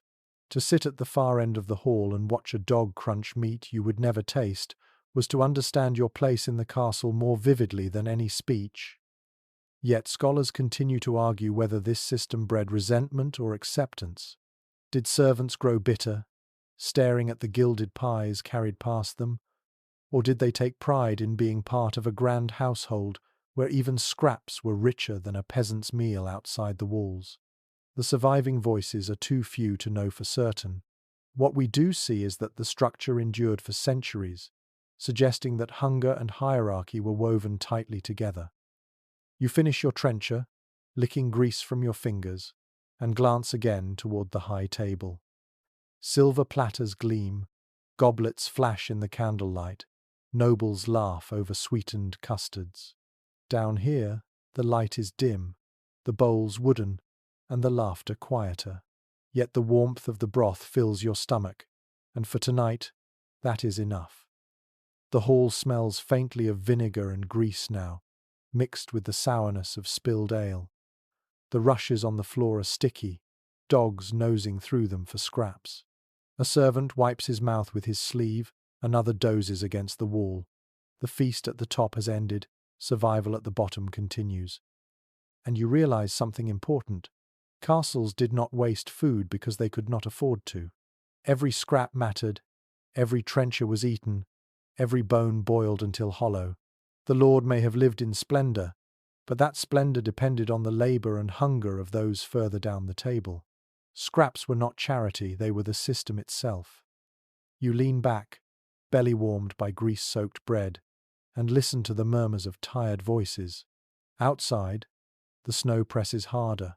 The wind moans against the walls, but inside the hall even scraps bring life. It may not be fair, it may not be equal, but it is survival, and survival is all that winter asks. The hall has grown hushed, scraps cleared, cups drained, and the servants nodding with weariness.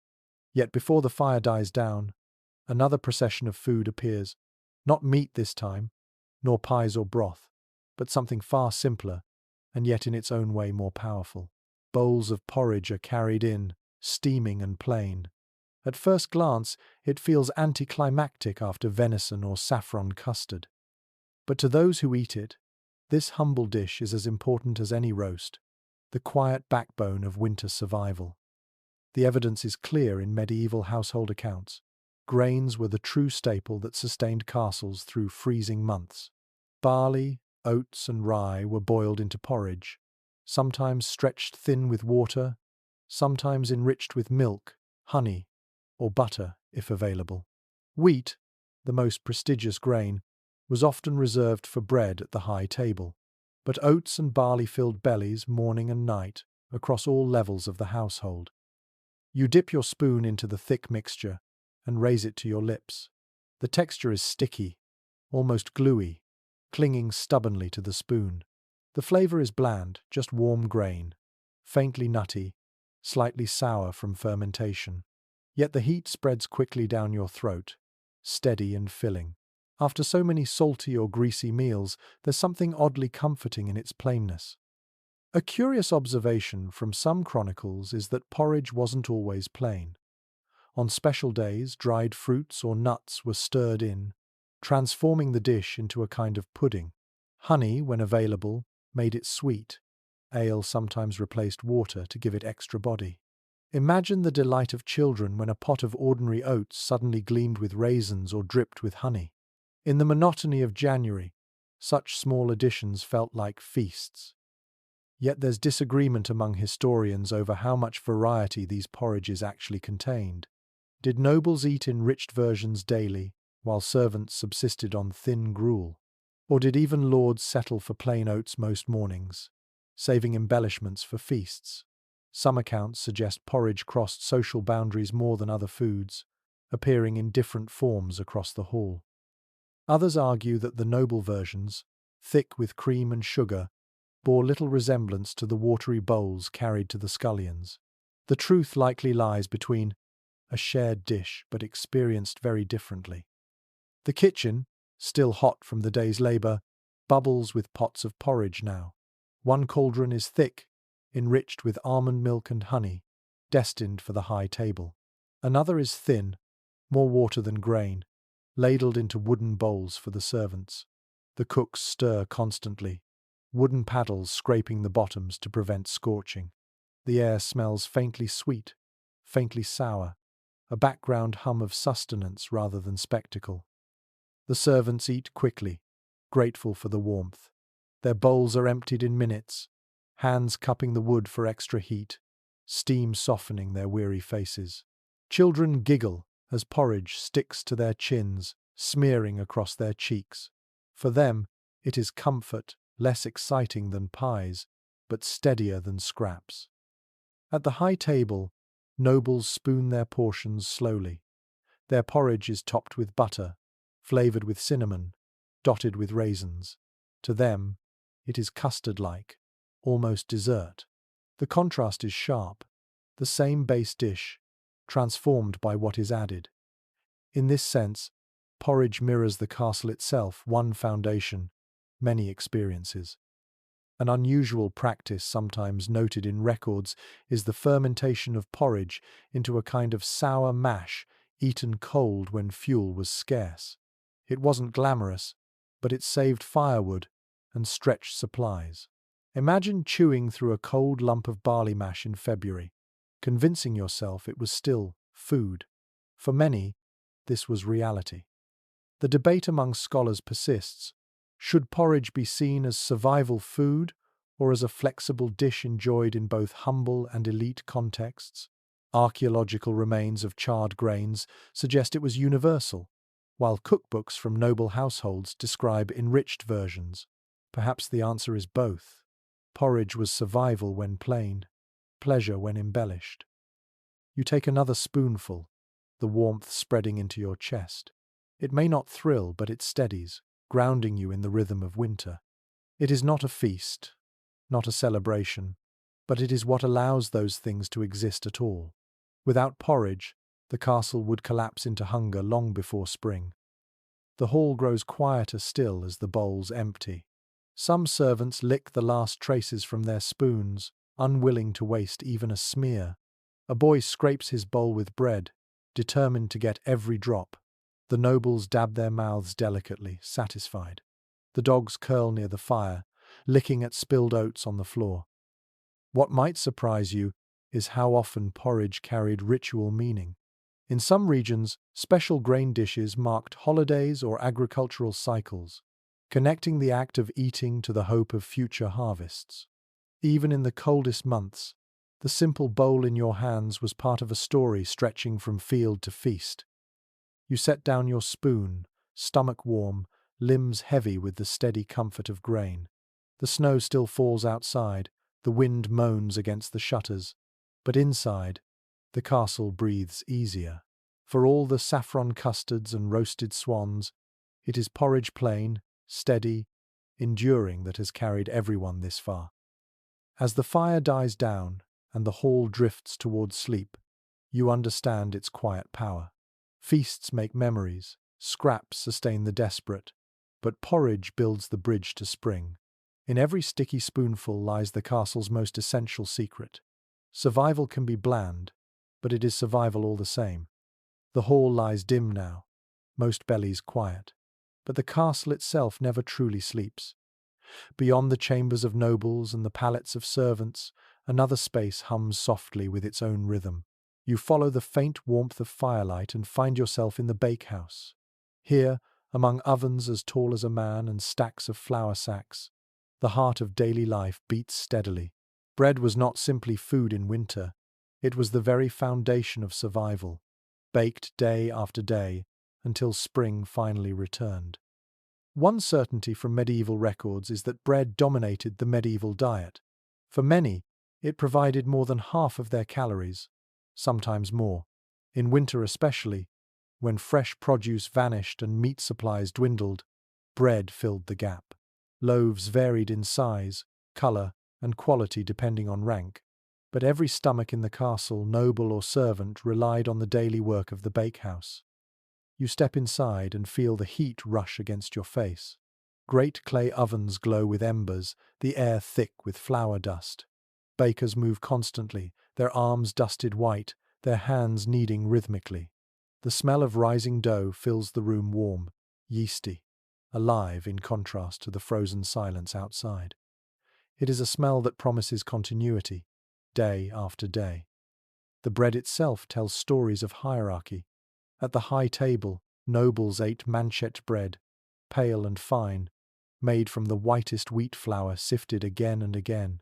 Its texture was soft, its crust golden, its taste mild. Further down the hall, servants chewed maslin loaves, darker and heavier, made from mixtures of barley, rye, and oats.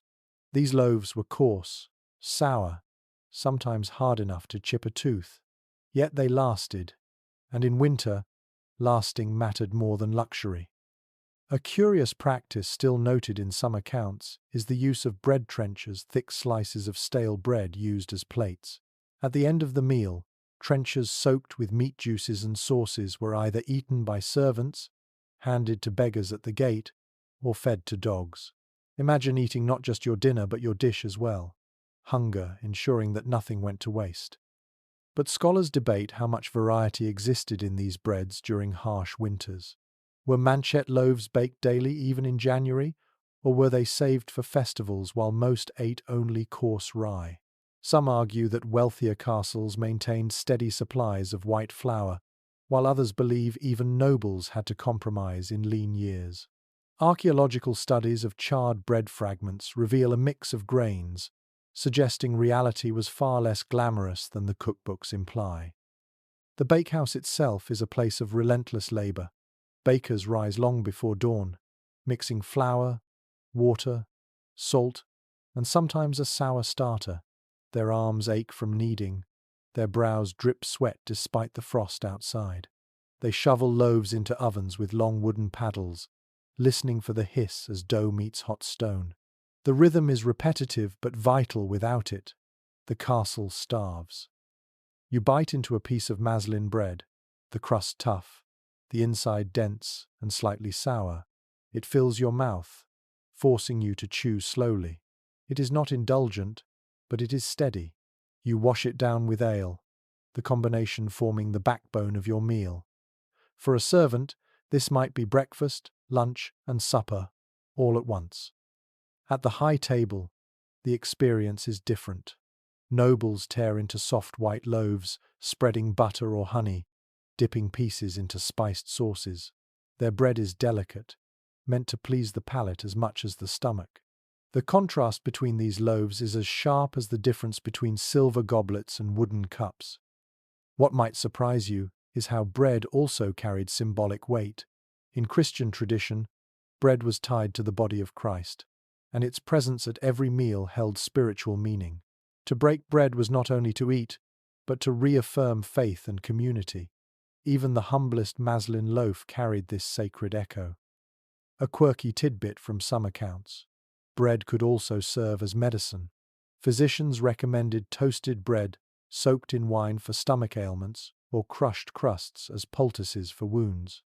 Even in sickness, bread remained central, bridging the line between food and cure. The debate continues. Was bread truly abundant enough to satisfy all in the castle? Or did shortages mean that servants often went hungry even when ovens blazed?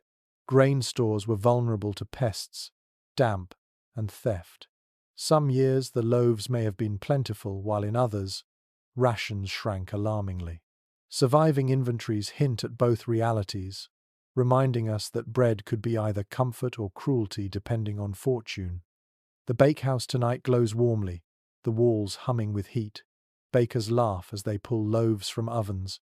Children sneak crusts. Dogs beg at the doorway. For a moment, life feels generous. Yet the steward stands nearby, counting loaves, measuring carefully against the number of mouths to feed. Every miscalculation here could tip the castle closer to hunger. You chew another bite of bread, the crust scratching your mouth, the crumb dense but filling. It doesn't thrill like honey or dazzle like saffron custard, but it steadies you. In the rhythm of winter, bread is the drumbeat beneath every other flavor. As you step back into the hall, the loaves are distributed. Nobles smile. Servants chew silently. Children cradle pieces as if they were toys. The snow still presses against the shutters. The wind rattles the gates. But inside, bread binds the castle together. It is not spectacle. It is not luxury. It is life itself, baked fresh against the cold. The bakehouse embers glow faintly in your memory as you step outside into the bitter night. The snow crunches beneath your boots, and you follow the shadowy figures carrying sacks of grain from one building to another. Beyond the kitchens, past the storerooms and bakehouse, lies another crucial piece of the castle's survival puzzle: the brewhouse and dairy sheds, where preservation and ingenuity were as vital as any sword or shield. Tonight, you're reminded that food was never just eaten. It was guarded, rationed, and transformed with constant calculation. One well-documented reality is that preservation techniques were the backbone of winter diets. Without them, meat rotted, grain spoiled, and hunger crept in long before spring. Salted barrels, smoked chambers, pickling vats, and cool undercrofts all worked together like gears in a clock.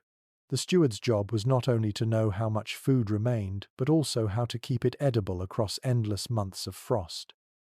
You duck into the smokehouse first. The air is dense, pungent, almost choking. Ropes of sausages hang from beams.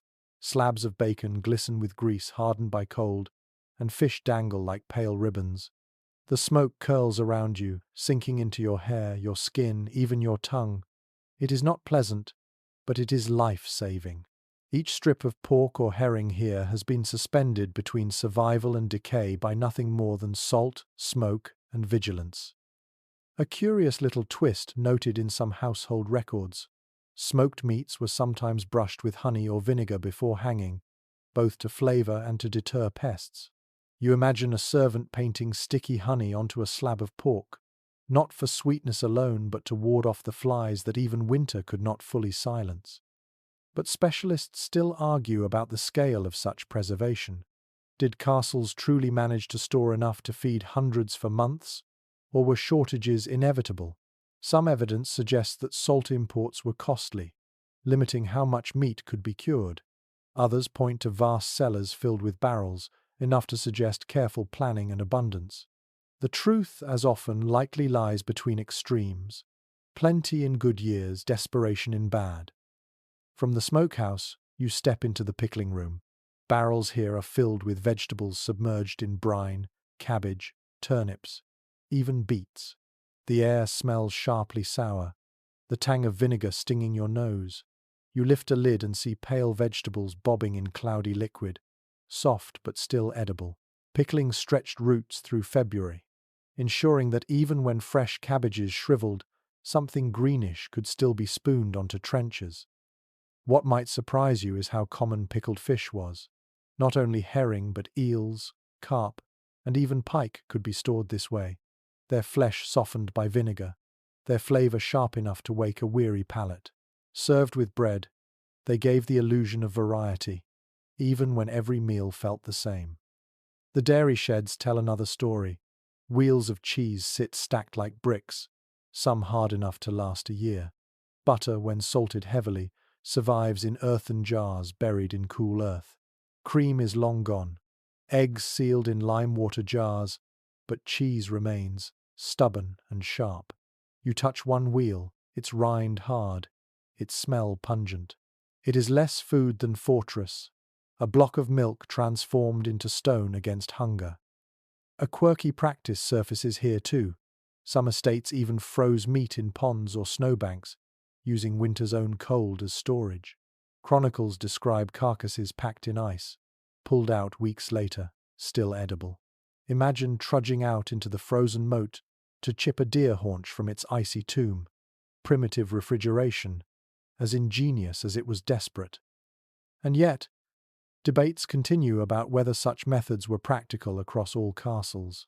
Was ice storage a common solution, or an occasional experiment recorded because of its novelty? Some historians believe it was rare, while others argue it was a clever use of climate in northern regions. The silence of most sources keeps us guessing. You taste a slice of pickled cabbage offered by a servant. It crunches softly, sour and salty, the brine flooding your mouth. It is not delicious, but it shocks your senses awake. After weeks of heavy meat, the acidity feels refreshing, almost cleansing. Down the hall, nobles too might have eaten pickled vegetables, though theirs would be dressed with herbs or saffron. Even preservation, it seems, was shaped by class. The kitchens tonight mix these stores into endless permutations. Salted beef stewed with dried onions, pickled cabbage stirred into pottage, cheese grated over porridge. For the high table, smoked fish garnished with raisins, pickled pears sweetened with honey. For the servants, the same ingredients appear stripped down, bare, still edible but stripped of finery. Preservation provides continuity, but never equality. You glance at the steward's tallies, his quill scratching under candlelight. Every pound of salt measured, every wheel of cheese accounted for, every barrel of pickled fish marked. He is less chef than mathematician, balancing survival against appetite, faith against hunger. His calculations are as important as any knight's blade. The sensory world of these storerooms clings to you now. Smoke in your hair, vinegar on your tongue, the musty tang of cheese in your nose. None of it feels festive. All of it feels essential. In a winter that seems endless, these smells are the background music of endurance. Dogs wander the corridors, noses twitching at smoke and brine. Children beg scraps of cheese, their faces puckering at the sourness. Nobles wrinkle their noses at vinegar but still eat it, knowing survival is built not on delight but on stubbornness. And as you chew a final piece of smoked pork, the salt burning your lips, you realize something important. The castle doesn't survive winter through feasts or fresh kills alone. It survives because of these quiet storerooms, these barrels of brine, these smoky rafters. Preservation is the true feast, long, slow, and steady. The snow may bury the world outside, but inside, the castle lives because someone salted, smoked, and stored with enough care. And in that act of foresight, you taste the real heart of medieval endurance.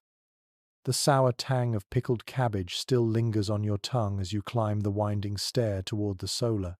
Tonight the great hall is quieter than usual. The nobles have withdrawn to smaller chambers, leaving behind only the faint glow of the hearth and the scraps of supper.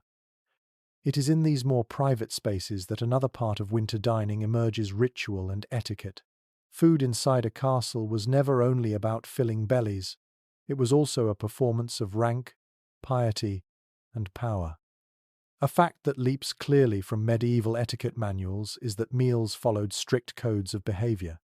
Nobles ate in a carefully orchestrated order, seated according to hierarchy, served in sequence, and expected to perform gestures of grace and moderation.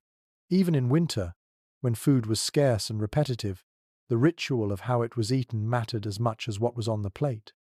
You settle into a wooden chair near the solar table and watch as servants bring in trenchers of bread, knives polished until they gleam, and basins of water for washing hands.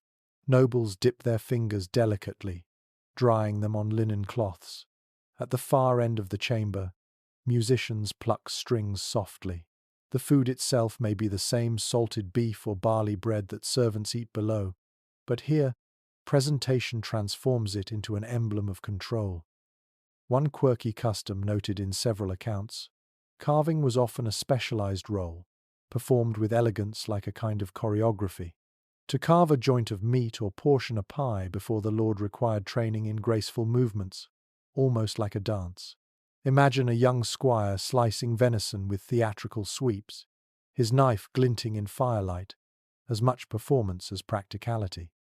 But scholars still debate how rigidly these rules were followed in daily winter meals.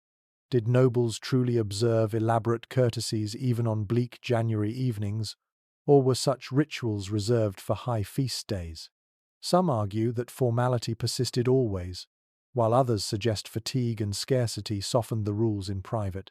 The uncertainty leaves us with two possible pictures: stiff ceremony by firelight, or relaxed meals where nobles chewed as plainly as their servants. The air tonight is quieter, more perfumed with incense than smoke. Bowls of pottage are still served, but here they are seasoned with saffron, garnished with almonds, and ladled into ceramic rather than wood. Wine is poured into goblets, not mugs, its color glowing deep red. The very vessels declare hierarchy. To drink from silver rather than clay is as meaningful as the drink itself. You take a spoonful, noticing how etiquette shapes the pace of eating. Nobles pause between bites, dab their lips with cloth, converse in measured tones. To gorge too quickly would signal greed, unbecoming of rank. Even in hunger, restraint was demanded as proof of civility. Downstairs, servants slurp and gnaw noisily, their survival judged not by grace but by speed. Another odd practice: salt itself was placed ceremonially on the high table. In many households, the salt cellar, often an ornate vessel, was positioned before the Lord, and one's seat above or below the salt determined rank. Picture the symbolism. To be close to salt, the preservative of life, was to be close to power itself. Debate continues among historians about how universally these symbols mattered. Was the salt cellar a consistent marker of status across Europe, or was it a peculiarity of certain courts? Some evidence suggests its importance was exaggerated in later accounts, while other records affirm its central role. Like much of medieval ritual, clarity slips between description and reality. You glance around the chamber now. A lady lifts a morsel of cheese delicately, her fingers never touching the trencher directly. A knight bows his head before sipping his wine. Conversation drifts toward matters of politics, alliances, and scripture, the food itself almost secondary. Meals in this space are less about flavor and more about message, that order persists, that hierarchy holds, that even in hunger, control is never lost. At the lower end of the hall, things look very different. Servants huddle around a shared pot, spoons clashing, elbows jostling. There is no washing of hands, no careful carving. Crusts are torn with teeth, broth slurped noisily, laughter loud. If etiquette defines the noble's table, camaraderie defines the servants'. Both are forms of survival, one of dignity, the other of warmth. A curious tidbit: manuals of etiquette sometimes advised nobles not only how to eat, but also how to spit. Spitting into a shared bowl was frowned upon. Spitting discreetly onto the rushes at your feet was considered acceptable. Imagine the paradox: strict rules for grace and posture, yet an expectation that spittle would join the straw beneath your boots. The debate among scholars persists. Should we view these rituals as evidence of refinement or as empty theatre masking inequality? Some see them as genuine attempts at civility, shaping the foundations of later polite society. Others see them as tools of control, ensuring that even at the dinner table, power was visible and unchallenged. Perhaps both are true ritual as both beauty and barrier. You sip from a goblet, the wine faintly spiced, and feel the warmth spread. The firelight flickers across polished dishes, shadows dancing on the walls. For a moment, you understand how ritual itself created a sense of stability. Even when supplies ran low, even when hunger gnawed, the act of eating with grace convinced everyone that order still reigned. Yet as you set the goblet down, you hear the faint echoes from below: laughter, clattering spoons, dogs barking. Two worlds coexist under the same roof, divided not by stone walls but by the etiquette wrapped around each meal. As the nobles wipe their hands and servants clear the trenches, you realize that winter survival in a castle was not only physical but social. Bread and broth kept bodies alive, but ritual kept hierarchies intact. Without both, the cold might have fractured not just stomachs but the very structure of power. The fire in the solar dims, and the nobles retire to their chambers. But your feet carry you elsewhere down the draughty passageways, past the storerooms and kitchens, into a smaller space where voices murmur in hushed tones. Here the chaplain oversees a modest meal, one that is as much ritual as nourishment. In medieval castles, food was never only physical, it was also bound tightly to faith. Even in the bleakest winters, what you ate, when you ate, and how you blessed it carried spiritual weight. One undeniable truth from medieval records is that mealtimes often began and ended with prayer. Before lifting a spoon, nobles and servants alike were expected to bow their heads, murmuring gratitude to God for sustenance. In winter, when scarcity sharpened every bite, such prayers held an edge of desperation as well as thanksgiving. "Give us this day our daily bread" was no empty phrase. It was the literal plea of households staring into dwindling stores. You sit quietly now as the chaplain blesses a pot of pottage. The food is plain barley thickened with onions, flavored faintly with herbs dried from summer. Yet as he raises his hand and chants the words, the steaming bowl becomes more than mush. It is sanctified, a reminder that eating is both survival and sacrament. When you lift the spoon to your lips, you feel not just warmth but also a sense of reassurance, however small. A quirky detail emerges in some sources. The placement of food itself could carry symbolic meaning. Fish was tied to fasting and humility, bread to Christ's body, wine to his blood. Even the simplest Lent meal of cabbage soup could be reframed as holy endurance. To chew through sour cabbage in February was not just necessity, it was a small echo of sacrifice, aligning daily hunger with spiritual duty. Yet historians still debate how genuinely religious these meals were.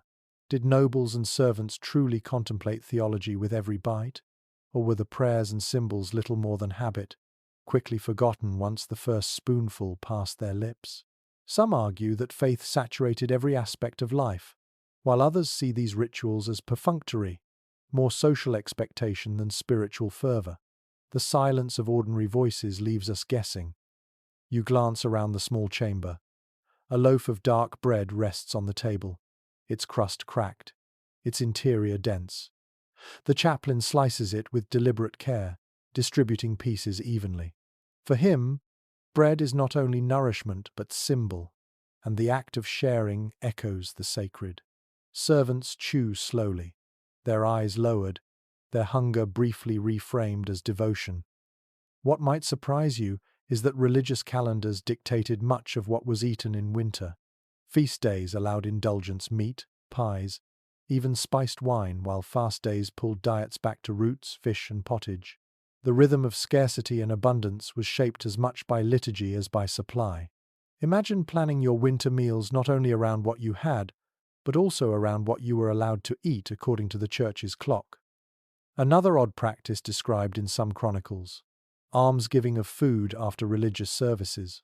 On certain holy days, Surplus bread or pottage was distributed to the poor at the castle gates. Sometimes this was genuine charity. Other times it was theatre, reinforcing the Lord's image as pious provider. You picture villagers shivering in the snow, clutching scraps of bread given in God's name, both grateful and painfully aware of the imbalance. The debate continues among scholars. Should these gestures be seen as sincere acts of devotion or as instruments of power? Was almsgiving heartfelt or simply a way to display piety publicly? Both interpretations persist, shaping our view of castles as either sanctuaries of faith or stages of authority. Back in the chamber, the chaplain sips weak ale and speaks softly of penance. His words drift over the table, mixing with the smell of warm bread and steaming broth. Children fidget, servants nod, nobles murmur politely. For a moment, hunger feels less sharp, as though rebranded into virtue. To endure cabbage without butter becomes not just deprivation but discipline. The sensory world here is quieter than the hall. No dogs bark, no laughter erupts. Only the crackle of the fire, the scrape of spoons, the low hum of prayer. Even the food tastes different, because context reshapes flavor. The same barley that felt dull yesterday now feels holy, transformed by blessing. Hunger, it seems, is as much about meaning as about taste. You finish your bowl and feel warmth seep into your chest. It is not fullness but calm.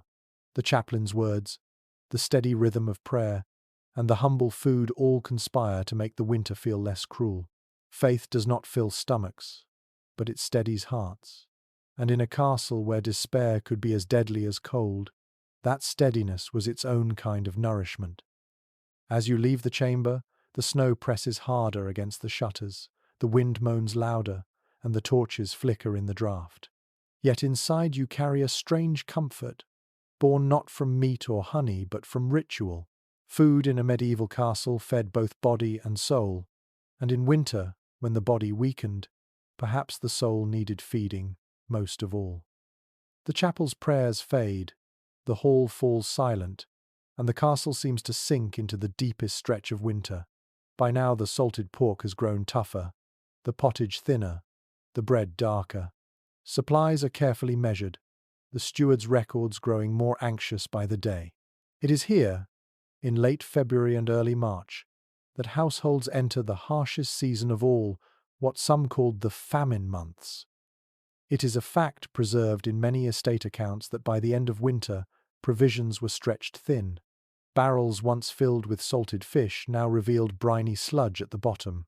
Cheese wheels had been pared down to their rinds. Even the grain sacks grew lighter, their contents carefully doled out to make loaves last. The castle still ate, but the abundance of December felt like a fading dream. You watch the steward unlock the storehouse, his face pale in the lamplight. He lifts the lids of barrels, prods the contents with a stick, sighs.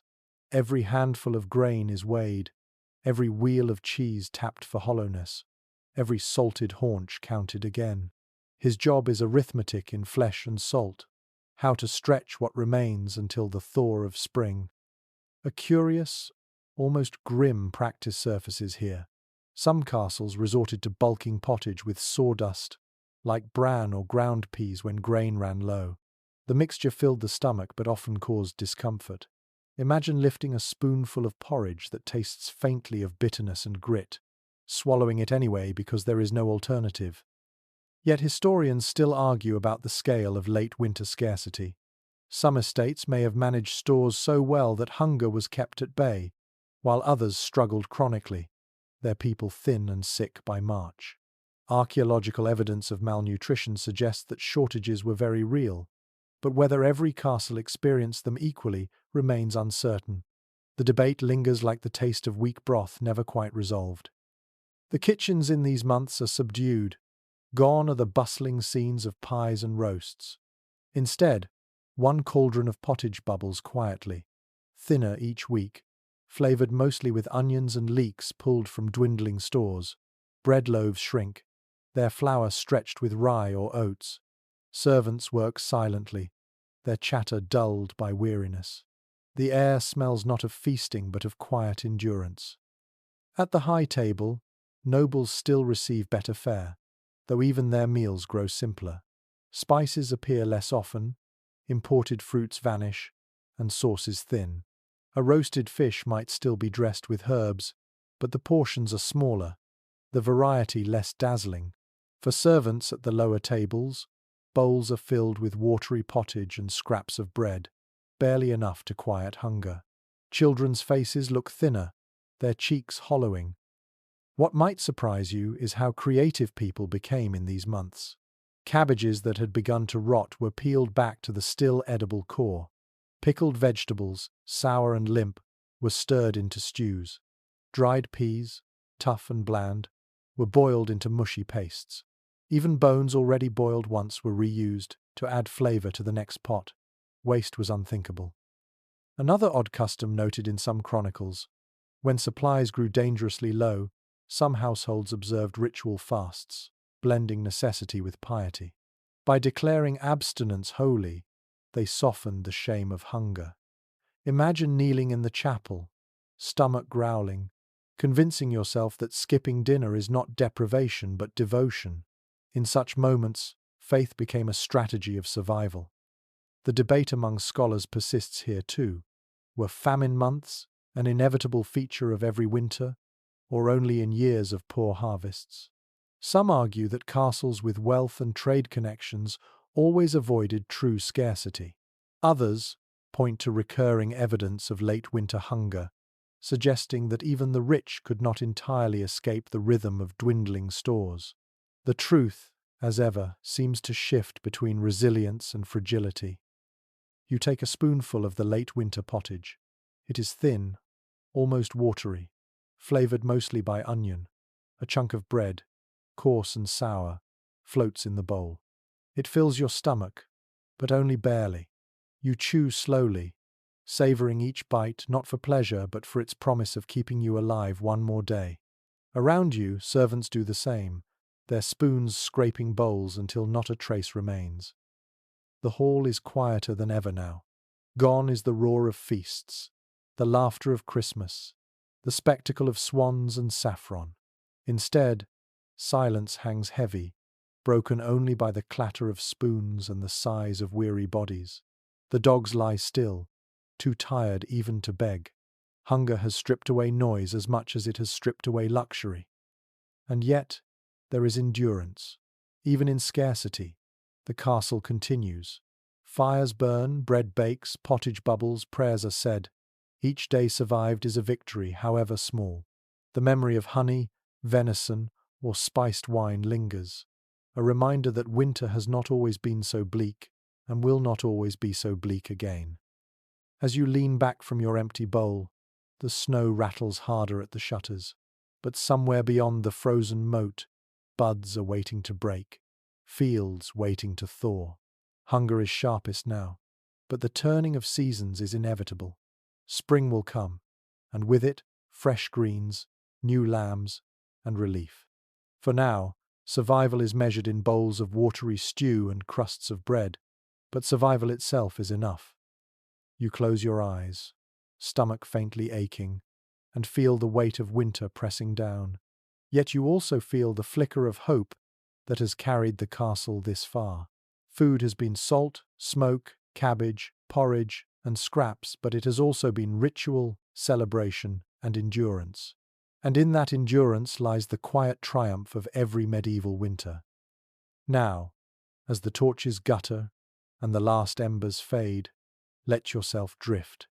You've walked the cold corridors, tasted the salted pork, smelled the cabbage stews, heard the laughter at feasts and the silence of famine.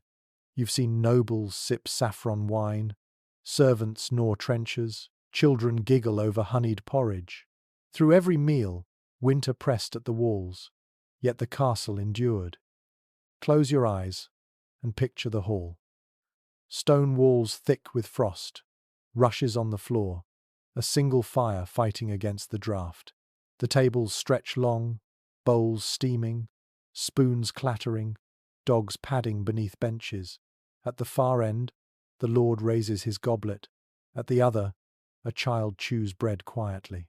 The smell of smoke and salt fills the air, sharp and heavy, yet there is comfort in its familiarity.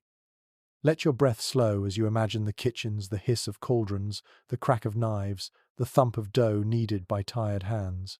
Smell the bread baking, the nuts cracking, the faint sourness of vinegar in the stores. Every sound softens, every image grows hazy, until only the warmth remains. And remember, winter always felt endless, but it never truly was. Each bowl of pottage, each crust of bread, each scrap of meat carried the castle one day closer to spring. Survival was not glamorous, not easy, not always fair, but it was steady, patient, enduring, just like the rhythm of your breath, now slow, quiet, unbroken.